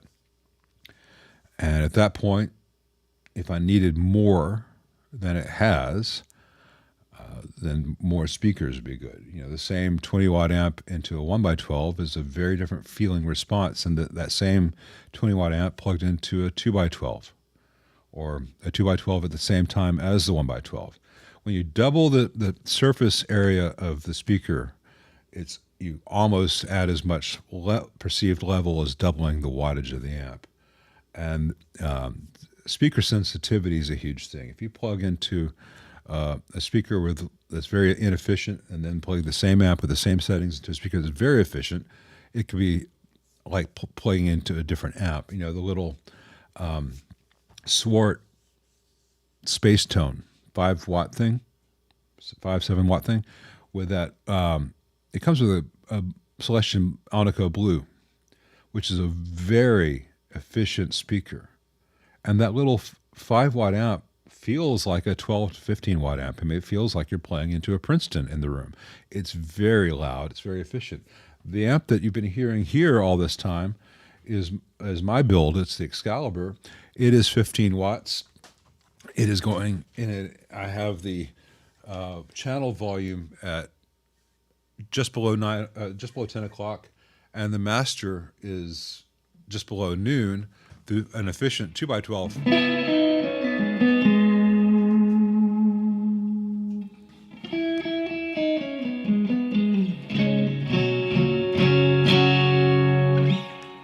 And it's as loud as the Deluxe Reverb on 3. I guess that would be something that you guys have been in the room with a lot. And it can go a lot louder than that because with the Strat, I could turn the channel volume up to about 11 o'clock before breakup starts. And then a lot of the master's range is from, really kicks in above noon, and we're just below noon now. And so this thing is probably putting out a fourth of what it's capable of. It's almost too loud to have this thing with the master all the way up in this small room. This room's like 12 by 15 or something like that. It'll keep up with drums, and that's a lot of it's due to the efficiency of the speaker. Where was I? Sorry, I know you're looking for me to tell you what changes to make to the amp, and I guess I did kind of take one of your things where the speaker does a big part of the thing, but a big part of the puzzle. But people don't experiment with, hey, I want more headroom. Well, give it less of a signal. How quietly can you play and maintain your time and your tone? Now, I say these things being a formerly good player who's very rusty these days. But if you look at, the real players out there, that's what they do. That's the guys I know who are pros, and I know quite a few, and I don't know if Jeff is still here. They spend a lot more time with a metronome than the rest of us do. They spend a lot more time playing around with dynamics and touch and seeing how they can just bring all the different ways they can get the sound out of the instrument. And they don't spend as much time looking on the gear page to see what amps they should have or what new pedals are out there. They're not always looking for the next toy. They're focused on, hey, I've got this guitar. It has strings on it. This thing makes sound when I do this. How many different ways can I do this and get different results? Including that crucial thing of sitting down with a metronome. Hey, I want to put that metronome on 40 beats per minute, and that's going to be my 2 and my 4. And can I play along with that where it's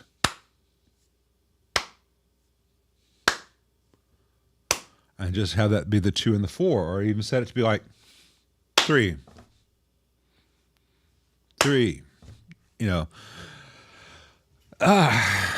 Most of us get bored and we're looking for shiny distractions, and the pros just, they knuckle down and they do the stuff that doesn't, no one ever got rich selling metronomes. Hey, Lion Circle. Yeah, I got the Murray set on the telly, and I love the neck pickup, and I quite like the bridge pickup. And then the other Murray set arrived for Hal's Murray, and I put that in there. And Hal's neck pickup wasn't quite as good as mine. I spoke to Ben, and he knows what the difference is, and he's going to be making Hal one just like mine. Murray's still getting everything dialed in, and I preferred Hal's bridge pickup, but Hal's bridge pickup was the broadcaster version, and mine was the 52 version. So I've been talking with Ben Murray about all this, and we're going to get dialed in and get just a killer diller set. Yeah, I'm really pleased with it. I mean, the most damning thing I've been able to say about it is it sounds like the Lawler. It's really not a harsh criticism. I'm just trying to, since I have the opportunity to work with someone who was wanting them, to get a little bit different than some of the stuff we've already heard. That'll make more sense when we do the next video on this. But yeah, I'm really pleased with the set. His broad beach bridge and his vintage neck is a hell of a combination. Wow, yeah, I've caught up with the chat. This is like the first ever. We got 5 minutes left to go. Should I try to make another 5 minutes, or should I just rest on my laurels and sign out 5 minutes early, just because otherwise I'll get like 30 questions at once and I'll never be here again. It is Saturday, and it is a beautiful weather here. I am not in Anchorage, Alaska, and it is not snowing. I hope everyone, other than the poor Alaskans, are having good weather this lovely spring. I know we've had some people here from. I did finish my coffee. I'm switching to this. from Scandinavia who also might be having some Alaskan weather. So I don't want to brag too much. Any tips for tracking down microphonics issue in a pedal using SMD technology? Yeah, a chopstick. I'm sorry, I didn't see it last time. Fletch is 40. It's the same as anything else. It really helps if you have the schematic, but a chopstick reveals a lot of things as far as microphonics. Chopstick, and then electronics freeze spray, where you can rapidly cool things. Sometimes makes things change differently, followed by sometimes a hair dryer to make things rapidly warm up.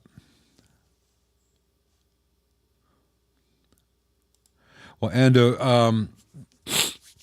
if you need to be more clear at high volumes, you may want a more powerful amp. So I don't remember what amp you have. You may just need to get more speakers. You may just need to position the speakers differently on the stage so they're more aimed at your ears, because a lot of people are blasting their kneecaps and they don't realize, how much of it is not even aimed at their ears. High frequencies are very directional, and your ears aren't on your knees. So sometimes get your amp up, get your amp at an angle, and all of a sudden you're like, oh wow, I was much louder than I thought. There's also the point where people on certain stages, there are people who use in-ears to augment the stage volume, or to have a very low stage volume while still hearing themselves. So if you are trying to get louder on stage, so you have more headroom so you can be heard, that's also going to, on a lot of stages, that's going to get you in trouble, because so many stages today want you to be as quiet as possible. And they really secretly wish we all played synthesizers, so all you'd hear in the audience would be.